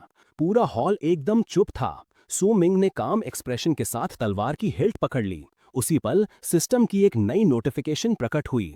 Black iron crimson sword rank, low grade silver, special skill crimson drinker. ये स्किल तलवार को मॉन्स्टर्स के खून को एब्जॉर्ब करने की शक्ति देती है, जिससे उसका विल्डर खुद को हील कर सकता है। पूरा हॉल एकदम चुप था। सुमिंग उस तलवार को धीरे से उठाए देख रहा था। आंखों में ठंडा कॉन्फिडेंस चमक रहा था। उसने मन में सोचा, परफेक्ट, आज रात रेन शियामान से मिलने के लिए यही सही वेपन रहेगा। यांग डिंग और उसके दोस्तों के चेहरों पर डिसबिलीफ था। उन्हें यकीन नहीं हो रहा था कि सुमिंग ने सिर्फ एक पत्थर से सिल्वर रैंक वेपन निकाल ली। सुमिंग ने तलवार को हल्के से घुमाते हुए कहा, बुरी नहीं है, इसकी लाइफ स्टील एबिलिटी तो खास है। अब मुझे हीलर की जरूरत नहीं पड़ेगी आने वाले डंजन ट्रायल में। सिस्टम पैनल ने कंफर्म किया कि ये weapon silver rank black steel sword है, जिसमें प्लस 10% लाइफ स्टील की एबिलिटी थी। यांग डिंग शौक में उसे देखता रह गया, जबकि सुमिंग ने तलवार उसकी तरफ सीधी करते हुए कहा, बैट तो बैट होती है, अब वो 5000 एडवेंट कॉइन्स मेरे हैं। हार मानते हुए यांग डिंग ने पैसों का ट्रांसफर कर दिया और गुस्से में वहां से निकलते हुए चिल्लाया, मैं ये इंसल्ट नहीं भूलूंगा। सुमिंग ने बस शांत होकर जवाब दिया, अगली बार ऐसे बेवकूफी वाले बेट्स मत लगाना। शॉप असिस्टेंट हैरानी से देख रही थी, क्योंकि कई सालों से किसी ने उनके स्टोर के स्टोन से असली वेपन नहीं निकाला था। अपने जीते हुए कॉइन्स लेकर सुमिंग काउंटर पर गया और पूछा, 5000 कॉइन्स एक स्कैबर्ड के लिए काफी होंगे क्या? थोड़ी नर्वस होकर असिस्टेंट ने कहा, हाँ काफी हैं। सुमिंग ने गोल्डन ऑर्नेट सिल्वर रैंक स्कैबर्ड खरीदी, जो वेपन की ड्यूरेबिलिटी लॉस को 50% तक कम करती थी। सुमिंग ने तलवार को शीथ में डाला, संतुष्ट नजर से उसे देखा। उसे पता था कि ये स्कैबर्ड तलवार को लंबे समय तक परफेक्ट रखेगी। तभी सिस्टम पैनल फिर से चमका। Hidden function detected, weapon manifestation, क्या तुम इसे एक्टिवेट करना चाहते हो? सू मिंग ने काम एक्सप्रेशन के साथ कहा, अभी नहीं। वो हल्का मुस्कुराया और सोचा, पहले इस वेपन की रैंक बढ़ानी होगी। थोड़ी देर बाद पार्क में चलते हुए सू मिंग अपनी स्थिति के बारे में सोच रहा था। वो मान चुका था कि स्वॉर्ड गॉड बनने के बाद भी उसके पास एक भी यूजेबल क्लास स्किल नहीं थी। लेकिन उसकी क्लास के साथ एक बेहद powerful primal talent, universal ascension आया था। ये यूनिक टैलेंट उसे किसी भी आइटम की क्वालिटी को एक बार अपग्रेड करने की शक्ति देता था, जिससे उसकी मिथिक क्लास सच में अपने रैंक के लायक बन गई थी। अपने हाथ में तलवार पकड़कर उसने इस पावर को परखने की ठानी। तभी सिस्टम की आवाज आई, यूनिवर्सल असेंशन एक्टिवेट हो चुकी है। कुछ सेकंड बाद अगला मैसेज उभरा, असेंशन सक्सेसफुल, क्रिम्सन रिंकर इफेक्ट प्राप्त हो गया है।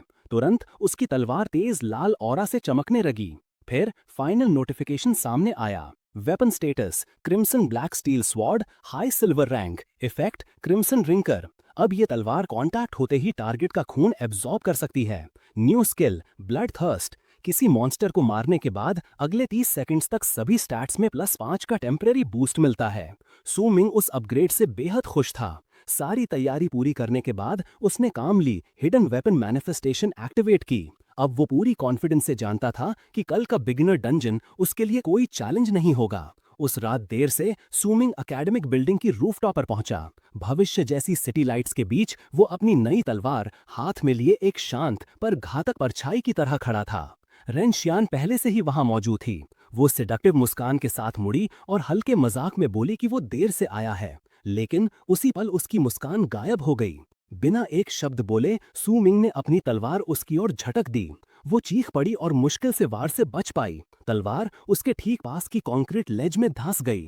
वो हैरान रह गई, डिसबिलीफ से उसे देखते हुए बोली, तुम क्या कर रहे हो सू मिंग? सू मिंग की नजरों में ठंडा अडिग गुस्सा था। धीमी लेकिन सख्त आवाज में उसने कहा, मैं बदला लेने आया हूं। उसके दिमाग में पिछले जन्म की दर्दनाक याद चमक उठी। वो आखिरी पल जब वो मर रहा था। उसकी बाहों में जी याओ दम तोड़ रही थी और रेन शियान बिना किसी पछतावे के उसे देख रही थी। रेन शियान अब उलझन और गुस्से से भर चुकी थी। वो चिल्लाई, तुम ये क्या बकवास कर रहे हो? मैंने तो अभी तुम्हारा कन्फेशन स्वीकार किया है। उसने अपना फोन उठाया और उसे मैसेज हिस्ट्री दिखाई, जहां लिखा था कि सू मिंग ने उसे पसंद करने की बात कही थी और उसे डेट पर चलने को कहा था। वो तिलमिलाकर बोई, तुम ही थे जिसने मुझे बाहर चलने को कहा था, अब अचानक मुझ पर हमला क्यों कर रहे हो?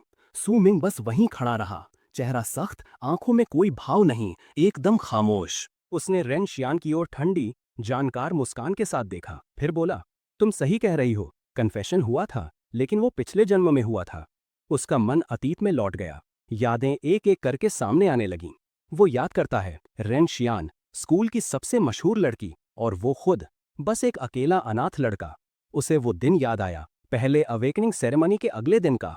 वो निराश और टूटा हुआ था। तभी रेन उसके पास आई थी, एक नरम मुस्कान के साथ पूछते हुए, क्या तुम ठीक हो? उस पल उसे लगा था कि शायद दुनिया में कोई है जो सच में उसकी परवाह करता है। उसी एहसास ने उसे प्रेरित किया वो कन्फेशन मैसेज भेजने के लिए। फिर आए उनके रोमांटिक डेट्स, हंसी मजाक और वो गहरे पल जो उसे सच्चे लगे थे। लेकिन वो खुशहाल यादें एक तस्वीर ने चकनाचूर कर दी, रेन शियान और जांग टैंग की साथ वाली तस्वीर। वो तस्वीर जो उसके सबसे बड़े धोखे की निशानी थी। वर्तमान में लौटते ही सू मिंग का चेहरा गुस्से से विकृत हो गया। वो दहाड़ा, सब झूठ था, पूरा झूठ। वो फट पड़ा, मुझे सब पता है तुम्हारे और जैंग टैंग के गंदे सौदों के बारे में। तुमने मुझे सिर्फ इस्तेमाल किया, है ना? रेन शियान पूरी तरह हिल गई थी। उसकी आवाज कांप रही थी। वो हकलाते हुए बोली, तुम क्या बकवास कर रहे हो? ये सब झूठ है। लेकिन सू मिंग नहीं रुका। उसकी आवाज और भी ठंडी हो गई। तुम बहुत अच्छी तरह जानती हो कि मैं झूठ बोल रहा हूं या नहीं। वो आगे झुका, उसकी नजरें जहर से भरी हुई थीं, और बोला, तुम्हारा वो मासूम खूबसूरत चेहरा सिर्फ एक नकाब है। असल में तुम एक घमंडी, बेहया और झूठी औरत हो। ये सुनते ही रेन शियाम का पूरा संतुलन टूट गया। उसका चेहरा गुस्से और नफरत से विकृत हो गया और उसने अपना नकली मासूम चेहरा छोड़ दिया। वो चिल्लाई, तुम क्या जान सकते हो मेरे बारे में? एक अनाथ जैसे तुम्हारी औकात क्या है? उसने जहर भरे शब्दों में कहा, अगर तुम्हारा टैलेंट कुछ काम का ना होता तो तुम्हें मुझसे बात करने का भी हक नहीं मिलता। फिर वो गुर्राई, तुमने मुझे इंसल्ट किया है, ना मैं ना जैंग टैंग तुम्हें छोड़ेंगे। सू मिंग ने उसकी धमकियों पर बस हल्की सी मुस्कान दी। उसकी नजर ठंडी और तिरस्कार भरी थी। वो बोला, तो ले आओ अपने जैंग टैंग को, देखते हैं क्या कर लोगी। फिर व्यंग्य से जोड़ा, लेकिन पहले ये सोच लो, जब तुम्हारी ये प्योर एज जेड वाली इमेज टूट जाएगी तो क्या बचोगी। उसकी ये आखिरी बात रेन श्याम के अंदर जैसे आग लगा गई। गुस्से में पागल होकर वो झपट पड़ी उस तलवार की ओर जो सूमिंग ने कंक्रीट में गाड़ दी थी। उसने तलवार उठाई और पूरी ताकत से सूमिंग पर झोंक दी। तलवार सीधी उसकी ओर बढ़ी, लेकिन उसी पल ब्लेड से लाल एनर्जी की लपटें फूट पड़ी जो हवा में ही तलवार को रोक देती हैं। रेन शियान पूरी तरह हैरान और सन्न रह गई। सूमिंग ने ठंडी लहजे में कहा, मुझे पहले से पता था कि तुम ऐसा ही करोगी। पीठ पीछे वार करना तुम्हारी पुरानी आदत है। एक सिस्टम नोटिफिकेशन सामने आई। हथियार की क्रिम्सन ड्रिंकर क्षमता सक्रिय हो गई है। ब्लेड से निकलती लाल ऊर्जा की लताएं तेजी से फैलकर रेन श्याम के चारों ओर लिपट गईं। सूमिंग ने ठंडी नजर से कहा, फंस गई, ये मेरा ट्रैप था। वो बोला, जैसे ही मैंने अपनी तलवार की शक्ति तुम पर केंद्रित की, तुम्हारी किस्मत उसी पल तय हो गई थी। अगले ही सेकंड वो लाल लता सीधी आगे बढ़ी और रेन श्याम के चेहरे पर जोर से टकराई। वो दर्द से चीख उठी, आह, मेरा चेहरा बर्बाद हो गया। वो जमीन पर गिर गई, चेहरा थामे तड़पती हुई। सूमिंग उसके ऊपर खड़ा रहा। उसकी आंखों में कोई दया नहीं थी। वो बोला, जो कुछ हुआ तुमने खुद पर ही लाया है। वो आगे बढ़कर बोलने ही वाला था, ये तो बस मेरी बदले की शुरुआत है, कि तभी रेन श्याम चीखते हुए बोली, मैं जैंग टैंग से तुम्हें मरवाऊंगी। सूमिंग ने बस हल्के से मुस्कुराया, बिना कुछ बोले अपनी तलवार को रिकॉल किया।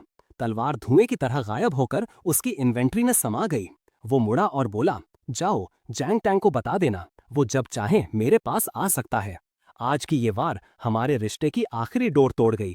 रेन शियान पीछे छूट गई, रोती टूटी हुई और अपने चेहरे को थामे हुए। सूमिंग चुपचाप रूफटॉप से नीचे चला गया, दिल में ठंडी संतुष्टि और भारी सन्नाटा लिए। उसने सोचा, इस तलवार ने सिर्फ उसके चेहरे पर नहीं, मेरे उस पुराने लगाव पर भी आखिरी वार किया है। कुछ देर बाद उसके फोन पर एक नोटिफिकेशन आया। वहां एक था, academy gift package unlocked message था, प्रिंसिपल वैंग की तरफ से। तुम्हारे जागरण पर बधाई सूमिंग, ये रिवॉर्ड पैकेज तुम्हारी बिगिनर डंजन की तैयारी में मदद करेगा। उस पैकेज में शामिल था एक फोर्टिफिकेशन पिल, एक कॉम्बैट गियर पैकेज और 10,000 एडवेंटिन कॉइन्स। सूमिंग ने नोट किया, अच्छा है, अब बिगिनर डंजन के लिए तैयारी पूरी है। अगला दिन सुबह ठीक 6 बजे शुरू हुआ। सूमिंग ने प्रिंसिपल द्वारा दिया गया फोर्टिफिकेशन पिल हाथ में लिया। उसने मन में सोचा, काफी जेनरस है, लेकिन शायद ये दया है, क्योंकि मैंने 10 स्टार टैलेंट के बावजूद एक कमजोर स्वॉर्ड मास्टर क्लास अवेकन किया है। उसने गोली खा ली और तुरंत मुंह बनाते हुए बोला कि इसका टेस्ट बहुत बेकार है। पर टेस्ट की परवाह वो भूल गया जब उसका पूरा शरीर गोल्डन ऑरा से घिर गया। तभी एक सिस्टम नोटिफिकेशन दिखाई दी। उस पिल ने उसे +10 कॉन्स्टिट्यूशन और 100 एक्सपीरियंस पॉइंट्स दिए, जो उसे तुरंत लेवल 2 पर प्रमोट करने और 10 फ्री एट्रीब्यूट पॉइंट्स देने के लिए काफी थे। जैसे ही उसका स्टेटस स्क्रीन अपडेट हुआ, एक नया पैसिव टैलेंट एक्टिवेट हुआ, इनेट स्वॉर्ड बॉडी। इस टैलेंट का मतलब था कि उसके दिल में खुद ब खुद एक तलवार बन चुकी है और अब वो किसी भी स्वॉर्ड टाइप स्किल को सीख सकता है बिना किसी रेस्ट्रिक्शन के। सूमिंग खुश हुआ, जैसा उम्मीद थी, मेरा 10 स्टार टैलेंट वाकई एक्स्ट्राऑर्डिनरी है। अब मैं सिर्फ लेवल अप करके भी नई एबिलिटी सीख सकता हूँ। नई कॉन्फिडेंस से भरे चेहरे पर हल्की सी मुस्कान आई और उसने दृढ़ आवाज में कहा, अब सबको दिखाऊंगा कि असली ताकत क्या होती है नॉविस डंजन में। कुछ देर बाद वो फर्स्ट एकेडमी के नॉविस डंजन एरिया पहुंचा, जहां चारों तरफ स्टूडेंट्स और ग्लोइंग पोर्टल से भरा एक बड़ा प्लाजा था। वहीं उसके कुछ क्लासमेट्स उसके पास आए। वही लोग जिन्होंने पहले उसकी क्लास का मजाक उड़ाया था, अब उत्साह से उससे टीम अप करने की बात करने लगे। वे उसकी 10 स्टार टैलेंट और प्रिंसिपल के गिफ्ट की तारीफ करते हुए बोले, तेरे लिए तो ये डंजन बहुत ईजी होगा सूमिंग। उन्होंने अपने अपने क्लासेस ऑफर किए ताकि स्वॉर्ड मास्टर की कथित कमजोरी को सपोर्ट कर सकें। असल में वे बस सूमिंग की ताकत का फायदा उठाकर खुद को हाई स्कोर तक पहुंचाना चाहते थे। सूमिंग उनके इस दोहरे चेहरे से घृणा महसूस कर रहा था। वो सोचने लगा, कल तक यही लोग मुझे नीचा दिखा रहे थे और आज साथ आना चाहते हैं।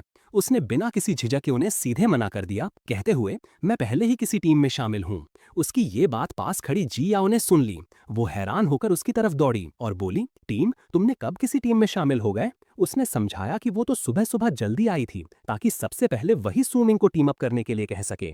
सूमिंग थोड़ा कंफ्यूज्ड हुआ और समझाने लगा, जी आओ, मेरे गोल्स बाकी लोगों जैसे नहीं हैं। मैं रिवॉर्ड के लिए नहीं आया और मुझे डर है कि तुम इस बार घायल हो सकती हो। फिर वो उसके पास झुककर धीरे से बोला, असल में मैं इस डंजन को अकेले चैलेंज करने जा रहा हूँ। जिया उसकी बात समझ ही रही थी कि तभी उन्हें एक नीले बालों वाला स्टूडेंट रोकता है।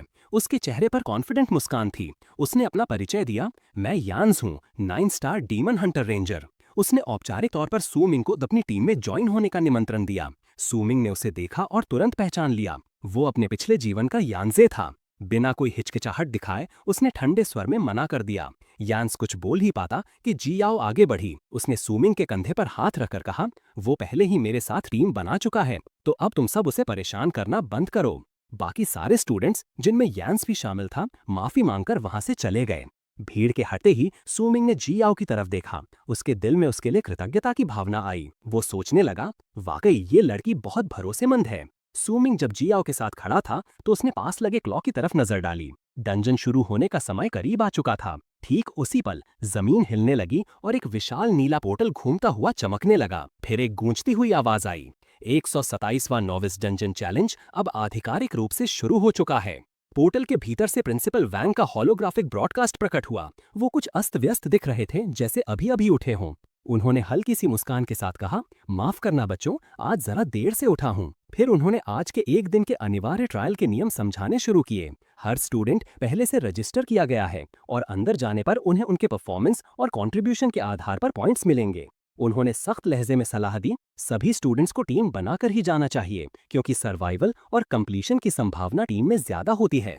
प्रिंसिपल बोल ही रहे थे कि जियाओ ने सूमिंग की तरफ देखा, पर वो अचानक गायब था। वो घबरा गई, चारों ओर नजर दौड़ाई, पर सूमिंग कहीं दिखाई नहीं दिया। और तभी प्रिंसिपल वैंग ने ऊंची आवाज में घोषणा की, डंजन अब आधिकारिक रूप से खुल चुका है। उसी क्षण एक आकृति बाकी सभी स्टूडेंट्स को पीछे छोड़ते हुए तेजी से आगे बढ़ी और बिना झिझके सीधे पोर्टल में कूद गई। भीड़ में अचानक हंगामा मच गया। हर कोई चौंकते हुए चिल्लाने लगा। किसी ने तो पहले ही अंदर छलांग लगा दी। थोड़ी ही देर में सबने पहचान लिया, वो कोई और नहीं बल्कि 10 स्टार स्टूडेंट सूमिंग था।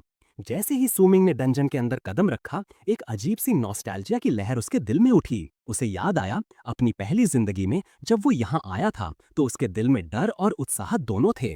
तभी एक गूंजती हुई शक्तिशाली आवाज पूरे डंजन में फैल गई, वेलकम नॉविसेस, ये जगह खतरे और मौके दोनों से भरी है। यहाँ से बाहर निकलने के लिए तुम्हें रेगुलर बॉस को हराना होगा, लेकिन जो सबसे कठिन रास्ता चुनेंगे उन्हें मिलेगा सबसे बड़ा इनाम। सुमिंग की आंखों में दृढ़ निश्चय की चमक उभरी। उसने धीरे से कहा, इस बार मैं सबसे कठिन चैलेंज लूंगा और इस डंजन के अल्टीमेट हिडन बॉस को खत्म करूंगा। अगले ही पल उसने अपने आसपास नजर दौड़ाई। वो एक घने चांदनी से नहाए जंगल में खड़ा था। सिस्टम ने तुरंत सूचना दी, location raging tide forest, level F zone. सुमिंग ने ध्यान से चारों ओर देखा। वो समझ गया कि हर साल नॉविस डंजन का मैप बदल जाता है, इसलिए इस बार की जगह उसकी पिछली जिंदगी से अलग थी। उसे ये भी पता था कि हर चैलेंजर का स्पॉन पॉइंट अलग होता है, यानी कि रूट प्लानिंग वहीं तुरंत करनी पड़ती है। इसका मतलब ये भी था कि हर बार सामने आने वाले मॉन्स्टर्स भी अलग होंगे, जिससे ये चुनौती और भी अनिश्चित हो जाती थी। इतना सोचकर सुमिंग ने अपनी तलवार कसकर पकड़ी और जंगल की गहराइयों में कदम रखा। ज्यादा दूर नहीं गया था कि अचानक झाड़ियों में से भयावह गर्जना गूंजी और उसके सामने एक भयंकर राक्षस आ खड़ा हुआ। वो एक विशाल जीवित वृक्ष राक्षस था, जिसके सिर पर भड़कती हुई आग थी और चेहरे पर एक भयानक खुदी हुई शक्ल, जो मानो हर गुजरने वाले को निगल जाना चाहती हो। सुमिंग ने उसे देखते ही पहचान लिया। उसे याद था कि अपनी पिछली जिंदगी में वो राक्षस हिल नहीं सकता था, लेकिन अपनी लताओं वाइन्स से शिकार को खींचकर अपने आग से भरे मुख में झोंक देता था। लेकिन सुमिंग का लक्ष्य हर राक्षस से लड़ना नहीं था, वो केवल हिडन बॉस तक पहुंचना चाहता था। इसलिए उसने तय किया, ऐसे मुश्किल दुश्मनों से उलझना बेकार है, अभी समय बर्बाद नहीं कर सकता। उसने अपना होलोग्राफिक मैप निकाला और तेजी से अपनी मार्ग योजना बनाने लगा। वो सोचने लगा, मैं सबसे पहले इसलिए अंदर आया था ताकि दूसरों से पहले शुरुआत मिल सके। उसे डंजन का नया लेआउट समझना था और वो जरूरी आइटम्स ढूंढने थे जिनसे हिडन बॉस को समन किया जा सके। भले ही हर साल मैप बदल जाता था, लेकिन उसे यकीन था बॉस को ट्रिगर करने की मुख्य रणनीति वही रहती है। वक्त बहुत कम था, उसे जल्दी करनी थी, इससे पहले कि बाकी छात्र अंदर आएं और जरूरी आइटम्स हासिल करना और कठिन हो जाए। योजना तय होते ही सुमिंग कूद पड़ा जंगल की गहराई में। उसका शरीर हवा में तीर की तरह दौड़ रहा था। पत्तियां, धूल और हल्की चांदनी पीछे छूटती जा रही थीं। करीब सुबह 7:30 बजे दूसरा समूह डंजन में दाखिल हुआ। हल्के नीले बालों वाली एक लड़की और उसके दो साथी लड़के एक शांत खुली जगह पर पहुंचे। उन्होंने चारों ओर देखा, वहां कोई और चैलेंजर नहीं था, तो उन्होंने राहत की सांस ली। लगता है ये इलाका सुरक्षित है। लेकिन उनकी सुरक्षा की भावना एक पल में टूट गई जब लड़की को पेड़ों के बीच हिलने की आवाज सुनाई दी। वो तुरंत सतर्क हो गई। तीनों ने ऊपर देखा और तभी एक छात्र ऊपर से गिरता हुआ सीधे उनके सामने आ धमका। वो एक हथौड़ा पकड़े लड़का था जो जमीन पर गिरते ही चिल्लाया, हेल्प मी। टीम अभी कुछ समझ ही नहीं पाई थी कि पेड़ों के बीच गर्जना गूंजी और उनकी नजरों के सामने उस आवाज का भयानक स्रोत आ गया। दो विशाल दैत्य जैसे चूहे जिनकी लाल चमकती आंखें थीं। जैसे ही छात्रों ने उन ब्लड थर्स्टी रैट्स को पहचाना, उनका साहस टूट गया। घबराहट में उन्होंने फैसला किया कि वे अलग अलग होकर अपनी जान बचाएंगे। उधर बाहर प्लाजा में ट्रायल का खतरा सबको दिखाई देने लगा। सुबह 7:31 बजे पोर्टल के ऊपर एक रिपोर्ट चमकी जिसमें लिखा था, 3 चैलेंजर्स को ब्लड थर्स्टी रैट्स ने खा लिया है। सबसे ताकतवर गिरा हुआ छात्र था 6 स्टार ली दाबाओ। जी आओ, जो अभी भी टीम बनाने की कोशिश कर रही थी, वो खबर सुनकर हिल गई। वो हैरान थी कि एक 6 स्टार छात्र इतनी जल्दी कैसे मर गया। उसने तुरंत सबको पुकारा कि जल्दी टीम बनाओ, अंदर के लोग बुरी तरह मदद का इंतजार कर रहे हैं। इस बीच रेजिंग टाइड फॉरेस्ट के अंदर हालत बहुत खराब थी। वही नीले बालों वाली लड़की जो भाग रही थी अब अकेली और घायल थी। वो अपने साथियों से बिछड़ चुकी थी और दिशा भी खो चुकी थी। जैसे ही उसने खुद को संभाला, उसे किसी की मौजूदगी का एहसास हुआ। ऊपर देखा तो एक विशाल बंदर जैसा राक्षस पेड़ों के बीच बैठा उसे घूर रहा था। वो नीचे कूदा, उसकी लाल आंखें नफरत से चमक रही थीं। लड़की डर के मारे हिल भी नहीं पाई। वो बस देखती रह गई जब वो दैत्य उसकी ओर छलांग लगाता हुआ आया। आखिरी पल में उसने आंखें बंद कीं और चीखते हुए बोली, किसी मुझे बचाओ। अचानक लाल उसकी क्रिम्सन ब्लैक स्टील सॉर्ड इतनी तेज चल रही थी कि बस एक ब्लर बन गई जब उसने एप मॉन्स्टर पर वार किया। नॉविस डंजन ट्रायल स्टूडेंट्स की उम्मीद से कहीं ज्यादा लीथल साबित हो रहा था। न्यूली अवेकेंड स्टूडेंट्स पैनिक में थे क्योंकि वे हर तरफ बिखरे हुए और पूरी तरह ओवरवेल्म्ड महसूस कर रहे थे।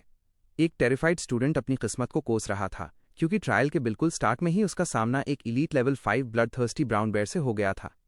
उसकी शिकायत एक दर्दनाक स्क्रीम में बदल गई जब बीस्ट ने उसे बेरहमी से भेज दिया। केओस सिर्फ एक जगह तक सीमित नहीं था। पूरे फॉरेस्ट में दूसरे स्टूडेंट्स लेवल 2 स्वॉम्प हंटर और लेवल 3 ट्रैकिंग हाउंड जैसे क्रीचर्स से भाग रहे थे और उनमें से कई उसी तरह की फेटल डेथ का शिकार बन रहे थे। हेल्प के लिए कॉल्स कम्युनिकेशन चैनल्स पर भर चुकी थीं।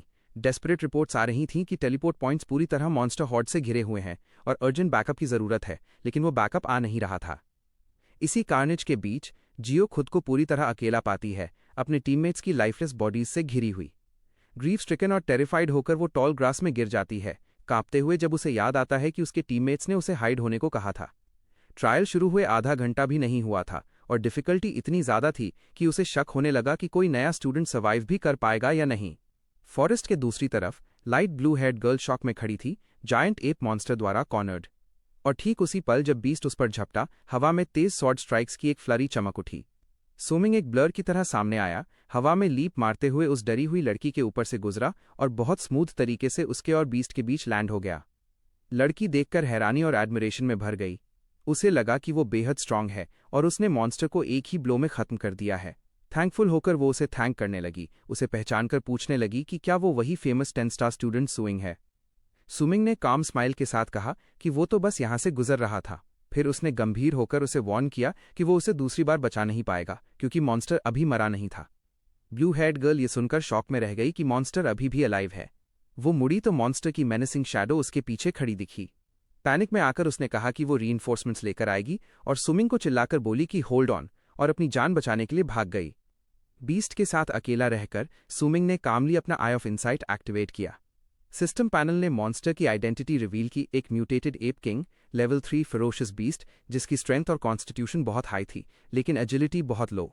म्यूटेटेड मॉन्स्टर देखकर सुमिंग समझ गया कि उसी वजह से वो उसके सिल्वर ग्रेड वेपन के डायरेक्ट हिट के बाद भी बच गया था। म्यूटेटेड एप किंग रिकवर होकर हवा में छलांग लगाता है और अपनी मैसिव फिस्ट्स एक पावरफुल स्लैम में नीचे लाता है, लेकिन सुमिंग ने आसानी से उसका अटैक डॉज कर लिया। एक हल्की सी स्मर्क के साथ उसने नोटिस किया कि मॉन्स्टर की स्पीड बुरी नहीं है और उसने सोचा कि क्यों न इसके साथ एक कॉन्टेस्ट हो जाए। अपनी पास्ट लाइफ से इनहेरिटेड स्किल्स को याद करते हुए उसने तीसरा स्किल इस्तेमाल करने का फैसला किया, hidden God step. System notification ने एक्सप्लेन किया कि ये स्किल एक एक्सेलरेशन टेक्निक है जो उसकी स्पीड को 50% तक बूस्ट कर देती है और स्किल एक्टिव रहने पर उसे पूरी तरह इम्यून और अनआर्गेटेबल बना देती है, लेकिन इसकी कीमत काफ़ी ज़्यादा स्टैमिना की खपत थी। एक तेज ब्रिलियंट टील एनर्जी की सर्ज ने सुमिंग को पूरी तरह एनवेलॉप कर लिया। अगले ही पल वो गायब हो गया और सीधा कंफ्यूज्ड एप किंग के पीछे प्रकट हुआ, उसे टॉन्ट करते हुए बोला कि वो उसके पीछे खड़ा है। मॉन्स्टर ने रोर किया और मुड़कर अटैक करने की कोशिश की, लेकिन सुमिंग फिर से लाइट की एक फ्लैश में गायब हो गया। अब ऊपर से नीचे की तरफ ऑफ बैलेंस और वल्नरेबल पड़े बीस्ट को देखते हुए सुमो मिंग ने कामली कह दिया कि कॉन्टेस्ट अब खत्म है, ये बहुत बोरिंग और वन साइडेड था। म्यूटेटेड एप किंग शॉक में बस उसे देखता रह गया। सुमिंग की सिलुएटेड फॉर्म उसकी टेरिफाइड आंख में साफ दिख रही थी, जैसे वो फाइनल स्ट्राइक करने की तैयारी कर रहा हो। मैं अब प्लेइंग खत्म कर रहा हूं, ये कहते हुए सुमिंग ने अपना डेवास्टेटिंग फाइनल अटैक अनलीश किया और मॉन्स्टर को सीधा 2 हिस्सों में काट दिया। सिस्टम नोटिफिकेशन तुरंत उसकी विक्ट्री कंफर्म कर देता है। मॉन्स्टर का शरीर डेटा में डिसॉल्व होने लगा और साथ ही एक लूट स्क्रीन सामने आई। उसे एक low grade bronze single skill scroll मिला था। अपने डिफीटेड फो के बाकी बचे हिस्सों के ऊपर खड़े होकर उसने सोचा कि स्किल रैंक भले लो था, लेकिन नॉविस डंजन के लिए ये एक डिसेंट फाइंड था। अचानक एक ब्रिलियंट गोल्डन लाइट ने उसे पूरी तरह घेर लिया और उसके सामने एक बड़ा फर्स्ट ब्लड टाइटल चमकता हुआ दिखाई दिया। पूरे डंजन में एक अनाउंसमेंट ब्रॉडकास्ट हुआ जिसमें बताया गया कि एक लेवल 2 स्वॉर्ड मास्टर ने टाइटल वेव फॉरेस्ट का पहला किल पूरा कर लिया है और फर्स्ट ब्लड टाइटल हासिल किया है। डंजन के हर कोने में संघर्ष कर रहे स्टूडेंट्स ये नोटिफिकेशन पाकर शॉक में थे। रिवॉर्ड के रूप में हर प्लेयर को एक स्मॉल हीलिंग पोशन दिया गया। एक इंजर्ड गर्ल ने अपनी हैंड में अचानक प्रकट हुए पोशन को कसकर पकड़ लिया और रिलीफ की एक लंबी सांस ली। स्टूडेंट्स ने मिस्टीरियस स्वॉर्ड मास्टर के बारे में अंदाजे लगाने शुरू कर दिए। कुछ ने तुरंत गैस कर लिया कि वो 10 स्टार स्टूडेंट सू मिंग होगा। दूसरों ने कहा कि शायद कोई और स्वॉर्ड मास्टर भी हो सकता है, लेकिन सब एक बात पर अग्री थे। इस अचीवमेंट ने उन्हें उम्मीद दी कि डंजन क्लियर किया जा सकता है। अपनी क्लियरिंग में सू मिंग पैनिक हो गया। उसे पूरी तरह याद ही नहीं था कि पब्लिक टाइटल सिस्टम एक्टिव है। अब उसे समझ आया कि ये उसकी ट्रू स्ट्रेंथ को एक्सपोज कर सकता है, इसलिए उसने तय किया कि आगे से वो ज़्यादा सावधानी रखेगा और अपनी फ्यूचर अचीवमेंट्स छुपाने के लिए टोटल कंसीलमेंट स्किल का इस्तेमाल करेगा। उसे ये भी हैरानी हुई कि आधा घंटा बीत जाने के बाद भी वही पहला व्यक्ति था जिसने एक भी मॉन्स्टर किल किया है। फॉरेस्ट में और गहराई तक जाते हुए वो अचानक रुक गया। बुशेस के पीछे से लेवल 3 डायर वुल्व्स का एक पैक बाहर आया। उनकी ग्रीन आइज बेहद मेनेसिंग चमक रही थीं। सुमिंग ने एक हल्की स्मर्क के साथ तुरंत पहचान लिया कि ये वुल्व्स लेवलिंग अप के लिए सबसे अच्छे मॉन्स्टर्स में से हैं। उसने तय किया कि ये उसकी न्यूली एक्वायर्ड स्वॉर्ड स्किल को आजमाने का बिल्कुल परफेक्ट मौका है। वो पहले ही अपना यूनिक टैलेंट यूनिवर्सल असेंशन इस्तेमाल करके एप से मिले ब्रॉन्ज स्किल स्क्रोल को अपग्रेड कर चुका था। सिस्टम ने स्किल का सब्लिमेशन ट्रिगर किया था, जिससे स्किल एक नए ज़्यादा पावरफुल एबिलिटी में ट्रांसफॉर्म हो गई थी। अब उसके पास एक लो ग्रेड सिल्वर स्किल थी, सॉर्ड ड्राइंग स्लैश।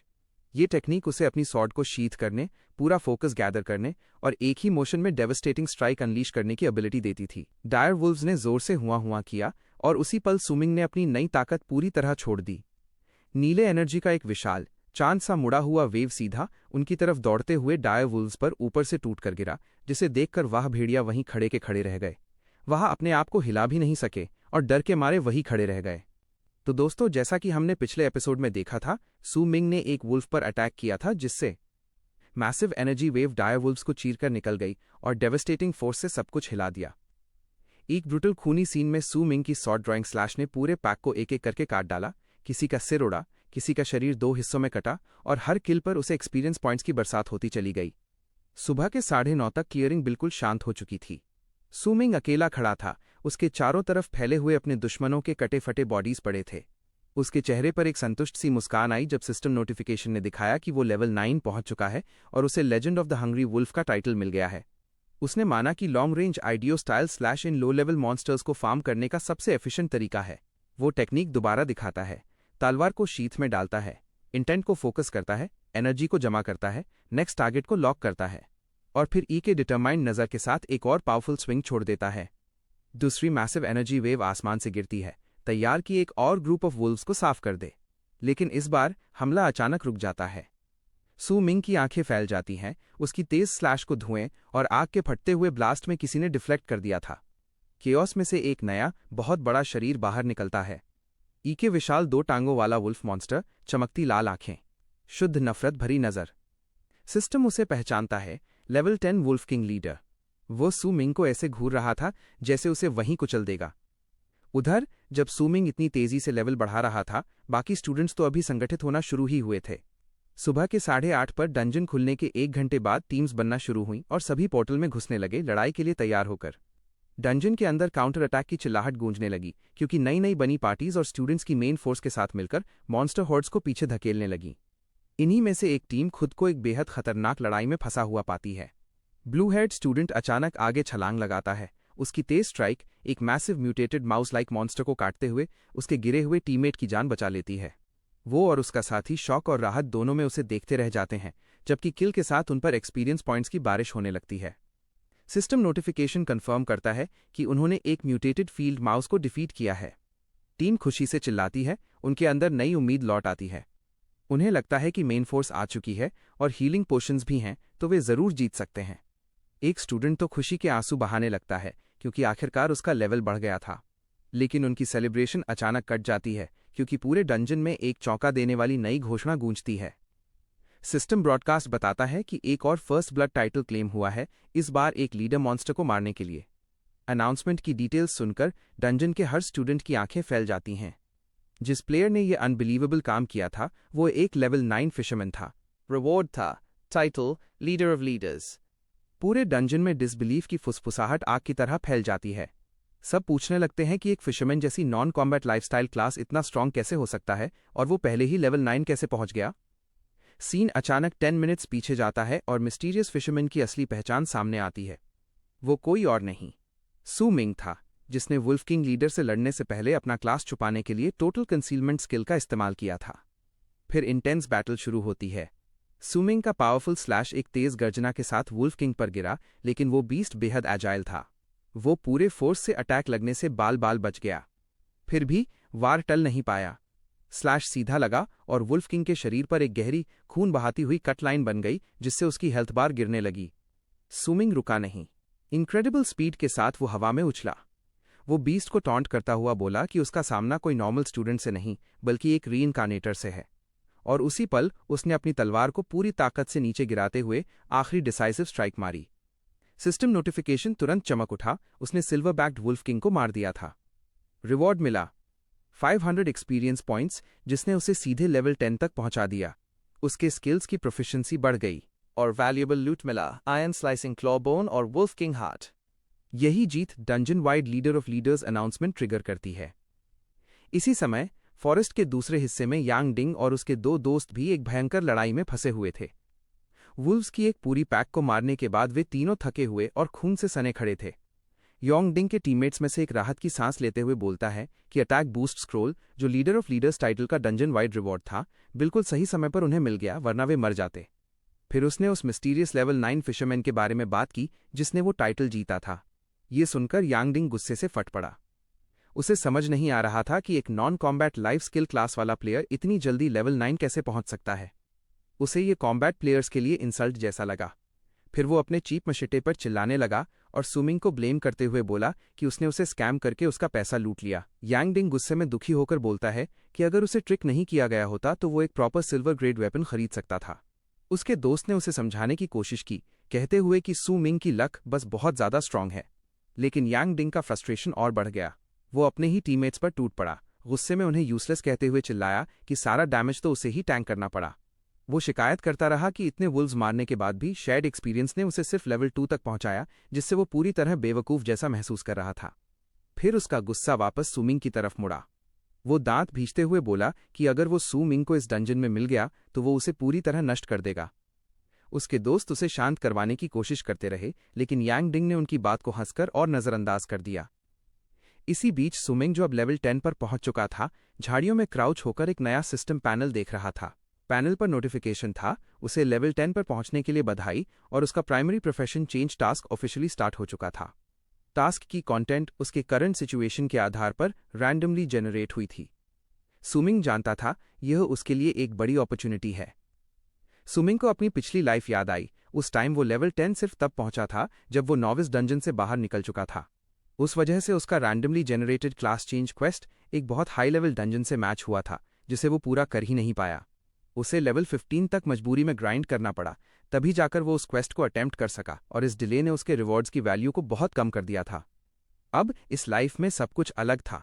उसकी आंखों में स्ट्रॉन्ग डिटर्मिनेशन चमक रही थी। इस बार वो लेवल 10 तक नॉविस डंजन के अंदर ही पहुंच चुका था, जिसका मतलब था कि उसका क्लास चेंज क्वेस्ट यहीं की लोकेशन के हिसाब से सेट होगा। जैसा उसने सोचा था वैसे ही एक नया नोटिफिकेशन पॉप हुआ। उसका टास्क आ चुका था। रेड रॉक केव के गार्डियन को किल करो, जो रेजिंग टाइड फॉरेस्ट का एलीट मॉन्स्टर है। ये देखकर वो मुस्कुराया, क्योंकि ये उसके लिए बहुत आसान होने वाला था। कॉन्फिडेंट स्मर्क के साथ उसने सोचा, इस बार उसका पहला क्लास चेंज टास्क तो लगभग ऑलरेडी कंप्लीट ही मानो। उसने अपने सारे नए एट्रीब्यूट पॉइंट्स सीधे अपनी एजिलिटी स्टैट में डाल दिए। जैसे ही पॉइंट्स डाले, एक नया सिस्टम पैनल खुला और उसे एक अनएक्सपेक्टेड रिवॉर्ड मिला। नोटिफिकेशन ने उसे बधाई दी, क्योंकि उसकी एजिलिटी एट्रीब्यूट ने 100 पॉइंट थ्रेशोल्ड क्रॉस कर लिया था। रिवॉर्ड था एक low grade platinum passive skill, उसके सोर्ड गॉड प्रोफेशन से, सोर्ड मार्शल मास्टर। ये पावरफुल स्किल उसे अलाउ करती थी कि वो किसी भी सॉर्ड टाइप वेपन को इक्विप कर सके, बिना किसी लेवल रिक्वायरमेंट या स्टैट रिक्वायरमेंट की चिंता के। न्यू पार्ट की शुरुआत होती है शेंजिंग सिटी की फर्स्ट एकेडमी के मीटिंग रूम से। प्रिंसिपल वोंग बड़े टेंशन में रुकी डंजन डेटा लीडर बोर्ड को देख रहे थे, जो पास की सिटीज का था। लीडर बोर्ड देखते देखते वो और ज्यादा कंफ्यूज्ड और चिंतित हो जाते हैं, क्योंकि ली चांग वोंग, येनजे और बाकी स्टूडेंट्स का नाम सबसे ऊपर था, लेकिन सुमिंग का नाम पूरी तरह गायब था। प्रिंसिपल डब्ल्यू सोचने लगते हैं कि सुमिंग का नाम लिस्ट में क्यों नहीं है। उन्हें याद आता है कि डंजन का फर्स्ट ब्लड अचीवमेंट एक सॉर्ड कंट्रोलर को मिला था, और उन्होंने माना था कि वो सुमिंग ही होगा। हालांकि सॉर्ड कंट्रोलर प्रोफेशन शुरू में काफी वीक माना जाता है, लेकिन सुमिंग के पास फुल 10 स्टार एट्रीब्यूट्स हैं और उसे एक नॉविस गिफ्ट पैक भी मिला था। प्रिंसिपल वोंग का मानना था कि भले ही सुमिंग के पास ज्यादा स्किल्स ना हो, लेकिन उसकी रॉ स्ट्रेंथ इतनी जरूर होनी चाहिए थी कि वो कुछ मॉन्स्टर्स को मार सके, और कम से कम टॉप 500 में कहीं तो रैंक आनी चाहिए थी। वाइस मेयर एन और रैनलिंग वहां पहुंचते हैं और तुरंत एक्सप्लेनेशन की मांग करती हैं। वो कहती है कि उनकी सेक्रेटरी ने ऑलरेडी डेटा कंफर्म कर दिया है, और सुइंग, जिसे प्रिंसिपल वैंग ने 10 स्टार अवेकनर कहकर रेकमेंड किया था, उसका नाम लिस्ट में कहीं भी नहीं है। जब वैंग उन्हें शांत करने की कोशिश करते हुए कहता है कि सॉर्ड कंट्रोलर की शुरुआत में कॉम्बैट पावर बहुत लिमिटेड होती है, तो वो इस बात को तुरंत नकार देती हैं। वाइस मेयर एन उस पर आरोप लगाती है कि वो स्टूडेंट्स की पोटेंशियल को बढ़ा चढ़ाकर बताता है, ताकि हेवनली काउंसिल के लिए ज्यादा क्वालिफिकेशन टोकन्स मिल सकें। वाइस मेयर एन साफ कहती है कि एकेडमी के असली प्रॉमिसिंग स्टूडेंट्स तो और लोग हैं। येनजे, एक 9 star hidden profession demon hunting ranger जिसने सेकंड रैंक हासिल की है, और कैंग टैंग, एक 8 star hidden profession magic hammer warrior जिसने 4th रैंक हासिल की है। इस फेलियर की वजह से वाइस मेयर एन अनाउंस करती है कि अब एकेडमी को हेवनली टावर काउंसिल के लिए 3 टोकन्स की जगह सिर्फ 2 क्वालिफिकेशन टोकन्स ही मिलेंगे। जब प्रिंसिपल वैंग प्रोटेस्ट करता है कि स्कूल्स को नॉर्मली 3 टोकन्स मिलते हैं, तो वो याद दिलाती है कि एकेडमी पिछले 2 साल से लगातार रैंकिंग्स में सबसे नीचे है।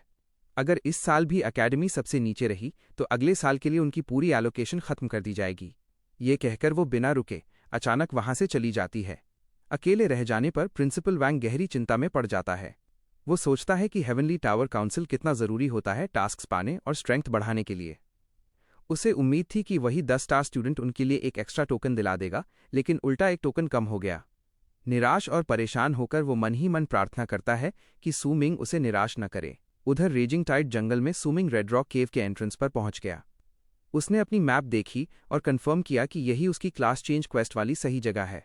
ये देखकर उसे राहत मिली कि रास्ते में उसे और कोई मॉन्स्टर नहीं मिला। उसने अंधेरी गुफा के अंदर झांककर माना कि अपनी पिछले जीवन में वो कभी यहां नहीं आया था, इसलिए उसे नहीं पता था कि अंदर कौन सी डेंजर उसका इंतजार कर रही है। गंभीर चेहरा बनाकर सुमिंग बहुत सावधानी से रेड रॉक केव में अंदर कदम रखता है। जैसे ही वो आगे बढ़ता है, अचानक उस पर हमला हो जाता है। एक क्रीचर उसके सामने जोर से गिरता है। वो एक छोटा सा ब्लू स्किन वाला मॉन्स्टर था, जिसकी रेड ग्लोइंग आइज थीं। वो लेवल 6 गोल्ड डिगिंग गॉब्लिन था। गॉब्लिन उसे गुस्से से घूरता है। उसके आवाज निकालने से पहले ही सुमिंग हरकत में आ गया। उसने अपनी सॉर्ड को बहुत तेजी से झुलाया ताकि क्रीचर को तुरंत मार दे और पूरी गुफा में किसी को उसके आने की खबर न हो, लेकिन उसका फास्ट किल उल्टा पड़ गया। सिस्टम नोटिफिकेशन आया कि उसने गॉब्लिन केव अवेयरनेस ट्रिगर कर दी है और एक स्पेशल गॉब्लिन मोड एक्टिवेट हो गया है। सुमिंग ये देखकर हैरान रह गया। उसका शरीर तन गया, क्योंकि उसे समझ आ गया कि उसकी क्लास चेंज टास्क उतनी आसान नहीं होने वाली जितना उसने सोचा था। अंधकार से गॉब्लिन्स की एक बड़ी भीड़ बाहर निकली। उनकी लाल आंखें डर पैदा करती हुई चमक रही थीं जब वे उसकी तरफ दौड़े। सिस्टम ने उसकी डर की बात सही कर दी, ये बताते हुए कि रेड रॉक केव के अंदर जितने भी गॉब्लिन्स हैं, अब वे लगातार उस पर हमला करेंगे। एक अलग पैनल ने समझाया कि गॉब्लिन मोड ऐसा व्यवहार है जैसे आलस, गंदगी या लालच। मजबूरी में इस कठिन लड़ाई में फंसकर सुमिंग ने स्वॉर्म को काटते हुए आगे बढ़ना शुरू किया। उसे पता था कि हर एक गॉब्लिन मजबूत नहीं था, पर उनकी बहुत ज्यादा संख्या ही बड़ी परेशानी थी। जैसे जैसे वो केव के अंदर गहराई में जाता गया, उसे चिंता होने लगी कि कहीं उसके वेपन की मजबूती इतनी लंबी लड़ाई में टूट न जाए। जब स्विमिंग गॉब्लिन हॉर्ड से लड़ रहा था, उसने अंधेरे में एक और भी बड़ा खतरा देखा। एक बहुत बड़ा एलीट गॉब्लिन अपना चमकता हुआ विशाल वेपन उठाए खड़ा था। वो विशाल मॉन्स्टर उछला और अपनी ताकतवर वार के साथ वेपन नीचे लाया, जिससे स्विमिंग को बचकर हटना पड़ा। लेकिन ये हमला एक फंसाने वाला जाल था। जैसे ही स्विमिंग हवा में था, छाया में छिपे गॉब्लिन आर्चर्स ने निशाना साध लिया। एक साथ कई एरोज उस पर बरसे और कुछ सीधे लगकर उसे घायल कर गए। जमीन पर उतरते ही उसने माना कि ये गॉब्लिन्स बहुत चालाक थे, जो उसे उसके सबसे कमजोर पल में हमला करते थे। हमला लगातार जारी था। जैसे ही वो जमीन पर उतरा, ऊपर से डैगर पकड़े दो और गॉब्लिन्स उस पर टूट पड़े। उसने उनके वार रोक तो लिए, लेकिन लगातार दबाव उस पर भारी पड़ रहा था। उसे महसूस हुआ कि उसकी माना बहुत तेजी से कम हो रही है और वो अपनी ताकतवर डिवाइन शैडो स्टेप स्किल ज्यादा देर तक इस्तेमाल नहीं कर सकता। अब चारों तरफ गॉब्लिन्स और उनका शक्तिशाली एलीट लीडर था। सू मिंग समझ गया कि हालात कितने कठिन हैं। जिस खिलाड़ी के पास अर्ली गेम में स्ट्रॉन्ग स्किल्स नहीं होते, उसके लिए सीधे टक्कर लेना बहुत मुश्किल था। उसके होठों पर एक कॉन्फिडेंट मुस्कान आई। अगर सीधा तरीका नहीं चल रहा था, तो उसे थोड़ा फ्लेक्सिबल होना पड़ेगा। योजना बनाते ही उसने छलांग लगाई और कैवन वॉल्स का सहारा लेकर खुद को हॉर्ड की पहुंच से बाहर फेंक दिया। उसने कहा कि सम्मान में पहले वो डॉज करेगा। अचानक पीछे हटने से गॉब्लिन्स उलझ गए। अब एक बड़े रॉक फॉर्मेशन के पीछे छिपकर स्विमिंग चालाक मुस्कान के साथ उन तलाश करते मॉन्स्टर्स को देख रहा था, अपना जाल लगाने के लिए तैयार। अपने छिपे हुए जगह से सू मिंग ने अचानक अपना जाल चलाया। वो फिर से प्रकट हुआ, गॉब्लिन्स के ऊपर एक ऊंचे लेज पर खड़ा होकर। उसने जोर से कहा कि उसके पास उनके लिए एक तोहफा है और अपनी तलवार से एक बहुत बड़ा एनर्जी स्लैश छोड़ दिया। ये शक्तिशाली एनर्जी वेव पूरी भीड़ के बीच से गुजर गई, छोटे गॉब्लिन्स को टुकड़ों में काटते हुए। आत्मविश्वास भरी मुस्कान के साथ सू मिंग समझ गया कि उसकी योजना पूरी तरह काम कर गई। ऊंची जगह पर खड़े होकर वो अपनी long range sword drawing slash की एडवांटेज से दुश्मनों को आसानी से खत्म कर सकता था। उसने हमला जारी रखा, एक और स्लैश छोड़ा जिसने बाकी बचे छोटे गॉब्लिन्स को भी साफ कर दिया। वो आसानी से नीचे उतरा, चारों तरफ फैले विनाश के बीच। अब बैटलफील्ड पूरी तरह शांत थी। एलीट गॉब्लिन लीडर जो अकेला बचा था, चौंक कर देख रहा था कि उसकी पूरी सेना एक पल में मिट गई। सू मिंग शांत होकर घायल मॉन्स्टर के पास पहुंचा, जिसका हेल्थ बार लगभग खत्म हो चुका था, और उसे बताया कि अब वो अकेला बचा है। उसे पता नहीं था कि उसकी लड़ाई पर कोई और भी नजर रख रहा था। यांगडिंग का अपमान और हमला। कंद्रा केव के बाहर यांगडिंग के दोस्तों में से एक लंबी घास में छिपा था। उसने अपने लीडर को बताया कि उसने अंदर लड़ाई की आवाजें सुनी हैं। यांगडिंग ने इस बात को बकवास कहकर टाल दिया, पूछते हुए कि आखिर कौन इतना बेवकूफ होगा जो शुरुआत में ही लेवल 7 जोड़ वाली जगह में लड़ाई करने चला आए। लेकिन उसका दोस्त बार बार कहता रहा कि उसने सच में आवाजें सुनी थीं। अचानक यांगडिंग का चेहरा बदल गया, क्योंकि उसने भी कंद्रा केव के अंदर से आते कदमों की आवाज सुन ली। वो और उसका दोस्त ध्यान से देखते रहे कि अंधेरे से कौन बाहर आ रहा है, कौन इतनी खतरनाक जगह में मॉन्स्टर्स मार रहा होगा। जैसे ही वो शैडो से बाहर आया, यांगडिंग का चेहरा एकदम जम गया। वो सू मिंग था, थोड़ा थका हुआ लेकिन जीतकर बाहर आता हुआ। बुशेस में छिपे ग्रुप को देखकर सू मिंग ने मन में सोचा कि सच है, दुश्मन कहीं भी आमने सामने आ ही जाते हैं। उन्हें अपनी पिछली लड़ाई के बारे में कुछ पता नहीं था। सू मिंग तो बस अपनी पहली क्लास एडवांसमेंट क्वेस्ट को याद कर रहा था, जिसे वो मुश्किल से पूरा कर पाया था। अब वो लेवल 11 पर था। उसी समय उसके पीछे कुछ हलचल हुई और उसके विचार टूट गए। यांगडिंग, जो अभी भी अपनी दुश्मनी से भरा हुआ था, अचानक पीछे से अटैक करने कूद पड़ा। सू मिंग ने बिना पीछे मुड़े बहुत आसानी से उस बेढंगे हमले को डॉज कर लिया। यांगडिंग हैरान रह गया कि उसकी घात एम्बुश इतनी आसानी से कैसे फेल हो गई। गुस्से से भरकर उसने अपने दो दोस्तों को चिल्लाकर कहा कि वे सू मिंग को चारों तरफ से घेर लें और उसे भागने न दें। दोस्तों के सहारे मिलते ही यांगडिंग ने सू मिंग के सामने आकर कहा कि उस दिन सू मिंग ने उसे बहुत बड़ा नुकसान पहुंचाया था और उसी बदकिस्मती ने उन्हें इस डंजन में फिर से मिला दिया। सू मिंग ने उन्हें तीनों को एक बोर और बेपरवाह नजर से देखा। यांगडिंग ने उसे चिढ़ाते हुए पूछा कि अब क्या वो डर गया है। सू मिंग ने बस अपनी गर्दन हल्की सी मोड़ी और सच में पूछा, तुम हो कौन? यांगडिंग एकदम चुप रह गया। उसे गहरा अपमान महसूस हुआ कि सू मिंग उसे याद भी नहीं करता। यह बात उसे पागल कर गई, खासकर इसलिए कि सू मिंग ने उससे 5000 एडवेंट कॉइन्स जीते थे। गुस्से में चिल्लाते हुए यांगडिंग ने अपने दोस्तों को हमला करने का आदेश दिया और तीनों एक साथ सू मिंग पर टूट पड़े। लेकिन सू मिंग बिल्कुल शांत खड़ा रहा। वो बोला कि सिर्फ इसलिए ताकत दिखाने की कोई जरूरत नहीं कि वो उन्हें याद नहीं रख पाया। उसके चेहरे पर धीरे धीरे एक कॉन्फिडेंट मुस्कान फैल गई। उसने अपनी सॉर्ड उठाई और सोचा, अच्छा मौका है अपनी नई स्किल ट्राई करने का। सॉर्ड कंट्रोल का आतंक। हल्का सा स्मग देते हुए सू मिंग ने अपनी तलवार को समन किया। तलवार लाल घूमती हुई एनर्जी से चमकने लगी। अगले ही पल उसने अपनी नई स्किल एक्टिव की, स्वॉर्ड कंट्रोल। तलवार उसके हाथ से निकलकर हवा में उड़ने लगी, अपनी मर्जी से तेजी से घूमती और वार करती हुई। यांग डिंग और उसके दोस्तों के रिएक्ट करने से पहले ही उस टेलीकिनेटिक तलवार ने उन्हें लाल रोशनी की तेज चमक में काटते हुए उड़ा दिया। तीनों बुली जोर से चिल्लाते हुए दूर जा गिरे, दर्द से तड़पते हुए जमीन पर गिर पड़े, एक पल में पूरी तरह हार चुके थे। सू मिंग हल्का सा मुस्कुराया, अपनी नई पावर की टेस्ट से पूरी तरह खुश। जमीन पर घायल पड़ा यांग डिंग अविश्वास में घूरता रह गया। वो हैरानी से हकलाया, उसे समझ आ गया था कि ये स्किल स्वॉर्ड कंट्रोल है।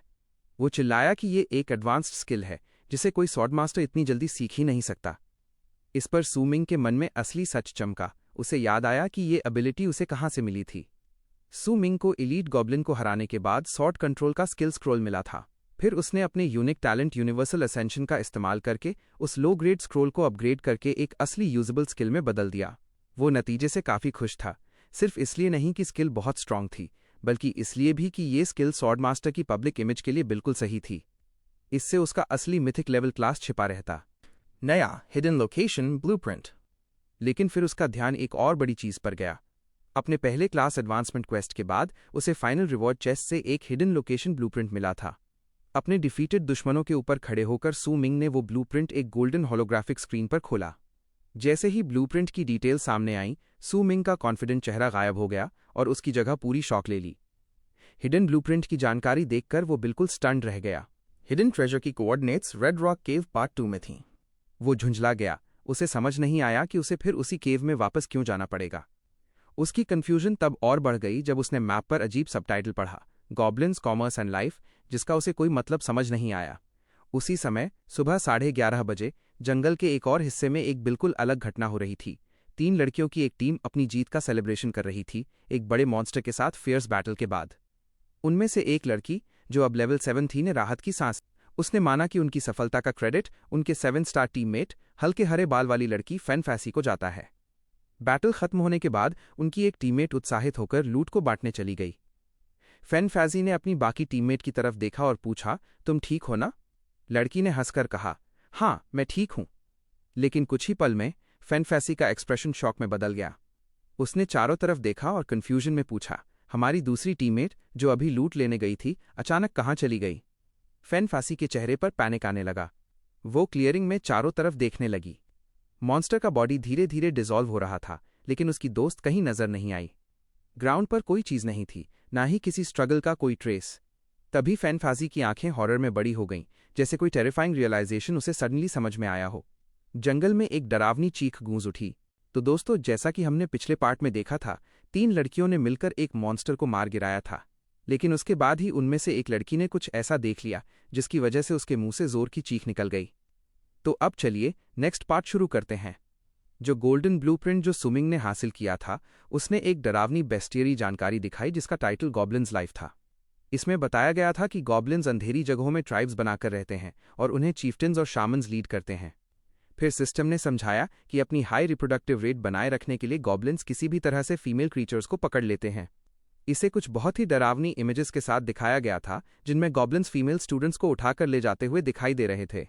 ये देखकर सू मिंग घबराकर पीछे हट गया। इस टाइमलाइन में गॉब्लिन्स की इतनी गंदी नेचर देखकर वो पूरी तरह शॉक हो गया। खुद को संभालते हुए उसने ब्लूप्रिंट के कोऑर्डिनेट्स को फॉलो किया। थोड़ी ही देर बाद एक नोटिफिकेशन आया जिसने कंफर्म किया कि वो लोकेशन पर पहुंच चुका है। लेकिन वहां पहुंचकर उसने खुद को एक घने और बिल्कुल शांत फॉरेस्ट में पाया। उसने चारों तरफ देखा और वो कंफ्यूज्ड हो गया। ब्लूप्रिंट रेड रॉक केव पार्ट 2 का था, लेकिन कहीं भी कोई केव दिखाई नहीं दे रही थी। इससे उसे लगने लगा कि शायद कोऑर्डिनेट्स गलत हैं। वो चुपचाप खड़ा होकर इस पजल को समझने की कोशिश कर रहा था। तभी एक घनी मिस्ट फैल गई और उसकी नज़र के सामने सब कुछ ढक गया। कुछ गलत होने का एहसास होते ही सू मिंग ने अपनी इंसाइटफुल आई स्किल एक्टिवेट की। उसकी नज़र तेज हो गई और उसने उस इल्यूजन को देख लिया। तभी उसे एक बहुत बड़ा रैट टाइप मॉन्स्टर दिखाई दिया जो पहले छिपा हुआ था। वो क्रीचर चौंक गया क्योंकि उसे समझ आ गया कि वो पकड़ा जा चुका है। ये देखकर सू मिंग को पूरी ट्रिक समझ में आ गई और उसके चेहरे पर एक कॉन्फिडेंट मुस्कान आ गई। उसे समझ आ गया कि रेड रॉक केव पार्ट 2 नाम एक मिस डायरेक्शन था ताकि चैलेंजर्स किसी असली केव को ढूंढते रहें। असल एंट्रेंस कोई केव नहीं थी, बल्कि एक चालाकी से छुपाई गई इल्यूजन थी जिसकी रखवाली एक मॉन्स्टर कर रहा था। इल्यूजन को पहचान लेने के बाद सुमिंग को समझ आया कि असली एंट्रेंस एक अंडरग्राउंड केव है और वो उस छुपे हुए ओपनिंग में कूद गया। नीचे उतरते समय उसने नीचे आग देखी और समझ गया कि गॉब्लिन्स ने स्मोक का इस्तेमाल करके एंट्रेंस को छुपाया था। वो सुरक्षित तरीके से एक बड़ी कैवन के अंदर उतर गया। उसका एक्सप्रेशन गंभीर हो गया। उसने एक अकेले गॉब्लिन स्काउट को देखा और अटैक न करने का फैसला किया। उसे याद था कि अगर वो एक भी गॉब्लिन को मारता है तो गॉब्लिन मोड ट्रिगर हो जाएगा और पूरा नेस्ट अलर्ट हो जाएगा। उसने खुद को याद दिलाया कि वो वहां सिर्फ ट्रेजर के लिए आया है और उसे सावधान रहना होगा। लेकिन जैसे जैसे वो और अंदर गया, उसे फैनफाजी का लाइफलेस बॉडी मिला। सुमिंग को समझ आ गया कि स्मोक ट्रैप में फंसने के बाद उस पर एम्बुश हुआ होगा। ये सोचकर वो नफरत से मुंह बना लेता है कि ये क्रीचर्स उतने ही गंदे हैं जैसा उनकी बीस्टियरी में बताया गया है। तभी उसने अंदर की तरफ से डेस्परेट स्क्रीम सुनी।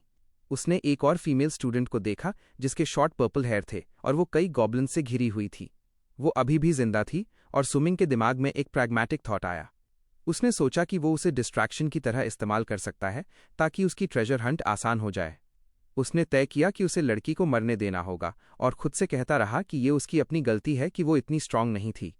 जैसे ही उसने उसे छोड़ने का फैसला किया, लड़की ने आखिरी बेबस गुहार की, किसी से बचाने की विनती करते हुए और ह्यूज रिवॉर्ड देने का ऑफर किया। फिर उसने चिल्लाकर बताया कि उसकी बड़ी बहन जंगन ग्रुप की वाइस डायरेक्टर है। ये सुनते ही सुमिंग की आंखें शौक से खुल गईं, क्योंकि उसे समझ आ गया कि लड़की कौन थी। उसी पल गॉब्लिन्स उस डर गई लड़की पर अटैक करने के लिए झपटे। जैसे ही गॉब्लिन्स झपटे, सुमिंग ने इंटरवीन किया। उसने अपनी सॉर्ड लॉन्च की, जो हवा में रेड स्लैशेस बनाती हुई चली और जमीन में एम्बेड हो गई, जिससे मॉन्स्टर्स पीछे की तरफ उड़ गए। फिर वो स्टंट क्रीचर्स के ऊपर कूदकर जोंग यून किंग के पास पहुंच गया। कॉन्फिडेंस स्मर्क के साथ सुमिंग ने अपनी सॉर्ड कंट्रोलेबिलिटी एक्टिवेट की। उसने अपनी सॉर्ड रिकॉल की, जो इंटेंस रेड एनर्जी से ग्लोइंग थी। जैसे ही वो अपनी सॉर्ड ड्राइंग स्लैश के लिए तैयार हुआ, उसने अटैक अनलीश किया। एक massive non lethal explosion of light हुआ जिसने पूरे एरिया को एनगल्फ कर लिया। उसका प्लान वही था जो उसने पहले पढ़ा था। गॉब्लिन्स को स्ट्रॉन्ग लाइट से बहुत वीकनेस है। ये जानते हुए सुमिंग ने शॉक में हुई जांग यूं किंग को पकड़कर उसे खड़ा किया और कहा कि वो भागे। उसे पता था कि जब तक वो कोई गॉब्लिन नहीं मारेगा, फ्लैश उन्हें डराएगा, लेकिन गॉब्लिन मोड ट्रिगर नहीं होगा और नेस्ट अलर्ट नहीं होगा। वे तब तक भागे जब तक कि एक सेफ डिस्टेंस तक पहुंच गए। सुमिंग ने पीछे मुड़कर देखा और कंफर्म किया कि उसकी थियोरी सही थी। डिसोरिएंटेड गॉब्लिन्स ने उनका पीछा नहीं किया। जांग यून किंग थकी हुई लेकिन सुरक्षित ब्लश करती हुई सुमिंग का धन्यवाद करती है और अपना परिचय देती है। सुमिंग को फिर से वो फोटो याद आया जो उसकी सिस्टर ने दिखाई थी, जिससे कंफर्म हुआ कि ये जांग लान की यंगर सिस्टर है। लेकिन सुमिंग ने कोई इंटरेस्ट नहीं दिखाया। उसने कोल्डली उसका धन्यवाद डिसमिस कर दिया और कहा कि वो बस रास्ते में था और आगे बढ़ गया। जांग यून किंग जल्दी से बोलती है, रिवॉर्ड ऑफर करने की कोशिश करते हुए, और अपनी पावरफुल सिस्टर का फिर से जिक्र करती है। सुमिंग ने कोल्डली उसका ऑफर कट कर दिया और कहा कि उसे पहले डंजन से सेफ बाहर निकलने की चिंता करनी चाहिए, रिवॉर्ड की बात बाद में करनी चाहिए। जैसे ही वो उसे छोड़ने से मना करती है, उसने ब्लंटली कहा कि उसने उसे पहले ही एक बार बचा लिया है और उसकी कमजोरी सिर्फ उसे स्लो करेगी। इसके बावजूद जब उसने फिर से अपने ट्रेजर मैप को देखा तो वो हैरान रह गया कि वो उसका पीछा कर रही थी। उसने उसे इग्नोर किया और मैप पर ग्लोइंग स्पॉट की ओर इशारा करते हुए कहा कि ट्रेजर वहीं जमीन में छुपा हुआ था। जब जांग यून किंग वॉच कर रही थी और नर्वस होकर पूछ रही थी कि क्या गॉब्लिन्स अभी भी उनका पीछा कर रहे हैं, सुमिंग खुदाई शुरू कर देता है। कुछ कोशिश के बाद उसने अनाउंस किया कि उसने इसे ढूंढ लिया है। उसने एक बड़ा सिल्वर क्वालिटी चेस्ट बाहर निकाला। उसे पता था कि ये नॉविस डंजन में हाईएस्ट ग्रेड चेस्ट है, लेकिन वो इसे अपने यूनिवर्सल असेंशन टैलेंट से अपग्रेड करने वाला था। जैसे ही उसने अपनी स्किल एक्टिवेट की, चेस्ट से एक ब्रिलियंट गोल्डन लाइट निकली, जिससे जांग यून किंग स्टन्ड रह गई। सुमिंग ने ट्रांसफॉर्म प्राइज उठाया और बताया कि यह अब एक लो ग्रेड गोल्ड क्वालिटी लूट चेस्ट है। उसे पता था कि ये चेस्ट्स लॉटरी की तरह होते हैं, जिसमें पावरफुल आइटम्स, स्किल्स या इक्विपमेंट मिलने का हाई चांस होता है। कॉन्फिडेंट स्माइल के साथ उसने चेस्ट खोला, सोचते हुए कि ट्रेजर्स उसे क्या मिलने वाले हैं। जांग यून किंग ने आश्चर्य से देखा जब चेस्ट से एक ब्राइट लाइट निकलती है। 2 आइटम्स मटेरियलाइज हुए। 1. एक piece of ornate golden shoulder armour. 2. और एक गोल्डन स्क्रोल। और सिस्टम बधाई देता है। बधाई हो, आपने स्ट्रीम सेट और सोल हीलर स्किल स्क्रोल प्राप्त कर लिया है। सुइंग ने गोल्डन चेस्ट से मिले रिवॉर्ड्स को देखा। शुरुआत में जो एक्साइटमेंट थी वो जल्दी ही डिसअपॉइंटमेंट में बदल गई। आर्मर सेट एक अच्छा लूट था, लेकिन platinum grade soul healer skill scroll देखकर उसने शिकायत की क्योंकि वो उसकी प्रोफेशन से बिल्कुल मैच नहीं करता था। उसकी फ्रस्ट्रेशन देखकर जांग यूनकिंग ने थोड़ी घबराहट के साथ कहा कि शायद ये स्क्रोल इसलिए निकला क्योंकि वो पास में थी। सुइंग ने कंफ्यूज्ड होकर उसकी तरफ देखा। वो शर्मा गई और फिर उसने बताया कि उसकी awaken profession 7 star soul healer है। ये सुनते ही सुमिंग पूरी तरह स्पीचलेस हो गया। उसी पल सिस्टम नोटिफिकेशन आई, जांग यूनिंग ऑफिशियली उसकी टीम में ज्वाइन हो चुकी थी और अब सुइंग टीम लीडर बन गया था। इसी दौरान डंजन के एक और हिस्से में माहौल कहीं ज्यादा डार्क था। एक स्टूडेंट को दूसरे प्लेयर ने मार दिया था। सिस्टम पैनल पर किलर का ऑब्जेक्टिव दिखा, प्राइमरी क्लास चेंज टास्क, जिसमें उसे 50 प्लेयर्स को हराना था। उसका करंट काउंट 33 था। अपने शिकार को गिराने के बाद वू जून एकेडमी का वो स्टूडेंट कोल्ड स्माइल के साथ बोला कि अब उसका अगला टारगेट तय है। वो टारगेट थी गी याओ। उसने ऐलान किया कि कमजोरों के लिए सिर्फ एक ही रास्ता होता है, हार। और अब उसकी बारी है। गुस्से में भरी जी याओ ने हार मानने से इनकार कर दिया। उसने खुद को बचाने के लिए एक स्केलेटल वॉरियर समन किया और पलटकर फाइट की। डंजन में हर तरफ केओस फैल चुका था। दोपहर के 12:30 पर जमीन से एक जबरदस्त एक्सप्लोजन हुआ, जिसने गी याओ को जान बचाकर भागने पर मजबूर कर दिया। किसी तरह एस्केप करने के बाद वो एक खड़ी चट्टान पर चढ़ती हुई दिखाई दी। उसे एक छोटा सा लेज मिला जहां वो छिप गई। वहां से वो सावधानी से बाहर झांकती रही, बस इस रूथलेस ट्रायल में जिंदा रहने की कोशिश करती हुई। नीचे वुजुन एकेडमी का मर्डर स्टूडेंट घूम रहा था। उसकी स्टेल्थ फेल हो गई जब पैर फिसला और कुछ लूज रॉक्स नीचे गिर गए। किलर का सिर तेजी से ऊपर उठा। उसकी शार्प आंखें तुरंत छिपने की जगह स्पॉट कर लीं। अद्भुत स्पीड से वो यहाँ पर चढ़ा और शॉक्ड जी याओ के ठीक सामने लैंड हो गया। उसने तुरंत अटैक किया, अपनी लार्ज ब्लेड घुमाई और टॉन्ट किया। जी ने पावरफुल स्ट्राइक को बेरली इवेड किया, लेकिन अटैक ने उसे छू लिया, वूंडेड हो गई। किलर ग्रेसफुली नैरो लेज पर लैंड हुआ, सरप्राइज जताया कि ऐसी फीमेल चिक इतने लंबे समय तक उसके हंट को झेल गई। वो मॉक करना जारी रखा, कहा उसने उसका टाइम वेस्ट किया, लेकिन माना कि कुछ स्किल तो है, शायद श्वांजिंग एकेडमी पूरी तरह ट्रैश नहीं है। गुस्से और चोट से भरी जी ने पूछा कि पड़ोसी वू जिंग एकेडमी का स्टूडेंट उनके डंजन में आकर इनोसेंट लोगों को क्यों मार रहा है। सैडिस्टिक स्माइल के साथ स्टूडेंट ने बताया, कोई स्पेशल रीजन नहीं। उसने अपना सिस्टम इंटरफेस दिखाया। लेवल 10 क्लास चेंज क्वेस्ट के लिए 50 अदर प्लेयर्स को मारना था। जी याओ हॉरिफाइड डिसबिलीफ में स्टेयर करती रही। किलर ने एक्सप्लेन किया कि अपनी सिटीज डंजन में ऐसा रैम्पेज नहीं कर सकता, इसलिए प्राइवेट प्लेन से उनके एरिया आया। क्रूअली बोला कि ब्लेम करना हो तो अपनी एकेडमी को दोष दो, जो कई सिटीज में सबसे वीक है। उसने अपनी स्कूल को सॉफ्ट पंपकिन की तरह बताया, जो दबाने को तैयार है, फिर दोबारा चार्ज किया। डेस्परेट जी ने स्केलेटन वॉरियर समन किया अटैक इंटरसेप्ट करने को, लेकिन एफर्ट्स फ्यूटाइल साबित हुईं। किलर ने प्राइमरी स्केलेटन टॉयज का मजाक उड़ाते हुए एक ही पावरफुल ब्लो से समन को 2 टुकड़ों में काट दिया और डिफेंसलेस जी याओ पर रिलेंटलेस असॉल्ट जारी रखा। विन एकेडमी का स्टूडेंट डिक्लेयर किया कि इस बार जाई को एस्केप नहीं होने देगा और पावरफुल स्वर्लिंग रेड अटैक अनलीस्ट किया, ब्लड ब्लेड फ्लाइंग स्टैब। जैसे ही डेडली सॉर्ड उसे मारने वाला था, कहीं से ग्रीन एरो शूट हुई और ब्लो को इंटरसेप्ट कर लिया। किलर फ्रस्ट्रेशन में रोर किया, पूछा कौन इंटरफियर कर रहा है। ट्रीज से स्टूडेंट्स का ग्रुप निकला। लीडर यॉन्स ने गी को बुलाया, कहा वो कवर देंगे।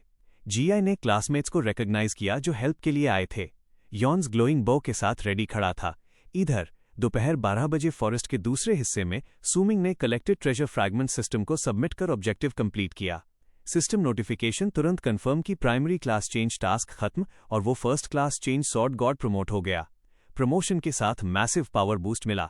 सभी एट्रीब्यूट्स में जोड़ 10 increase, mythical origin sword body talent का एनहांस्ड इफेक्ट और सॉर्ड्समैनशिप पावर, स्पीड, प्रोफिशिएंसी में 2-fold इंक्रीज। अब सिग्निफिकेंटली स्ट्रॉन्गर सुमिंग को डंजन के हिडन बॉस को चैलेंज करने के प्लान पर नया कॉन्फिडेंस आया। वो जांग यून किंग की तरफ मुड़ा और उसे सोल हीलर स्किल स्क्रोल दे दिया। नोटिफिकेशन कंफर्म हुई कि जांग यून किंग ने स्किल स्क्रोल सक्सेसफुली यूज कर लिया। उसके चारों तरफ ब्राइट लाइट फैल गई जब नई एबिलिटी लर्न हो गई। सिस्टम पैनल पर स्किल डिटेल्स शो हुए, soul buff, high grade platinum skill. Activate करने पर सोल पावर कंज्यूम करके टीम के सभी मेंबर्स के एक्सपीरियंस पॉइंट्स 200% इंक्रीज कर देती है। सुमिंग और जांग यूनकिंग दोनों एब्सोल्यूट शॉक में थे। सुमिंग यकीन नहीं कर पा रहा था उसकी इनक्रेडिबल लक पर randomly god tier leveling skill मिल गई। ये अपॉर्चुनिटी देखकर सुमिंग के चेहरे पर मिस्चिवस ग्रिन आ गया। उसने जांग यून किंग की तरफ इशारा किया और कहा माइंड चेंज हो गया। अब वो पहले वाली रिक्वेस्ट मान लेगा, नॉविस डंजन कंप्लीट करने में हेल्प करेगा। जांग यून किंग ओवरजॉयड हो गई। सेलिब्रेट करते हुए सोच रही थी कि गॉब्लिन केव अकेले फेस करने वाला प्लेयर सिस्टर के पेड मर्सनरीज से कहीं सेफ और प्रोटेक्टर है। सुमिंग अंदर ही साय किया, सोचा रिच यंग लेडीज जो मनी से शॉर्टकट्स लेती हैं वो पसंद नहीं, लेकिन इस इनक्रेडिबल स्किल का एडवांटेज छोड़ना मुमकिन नहीं।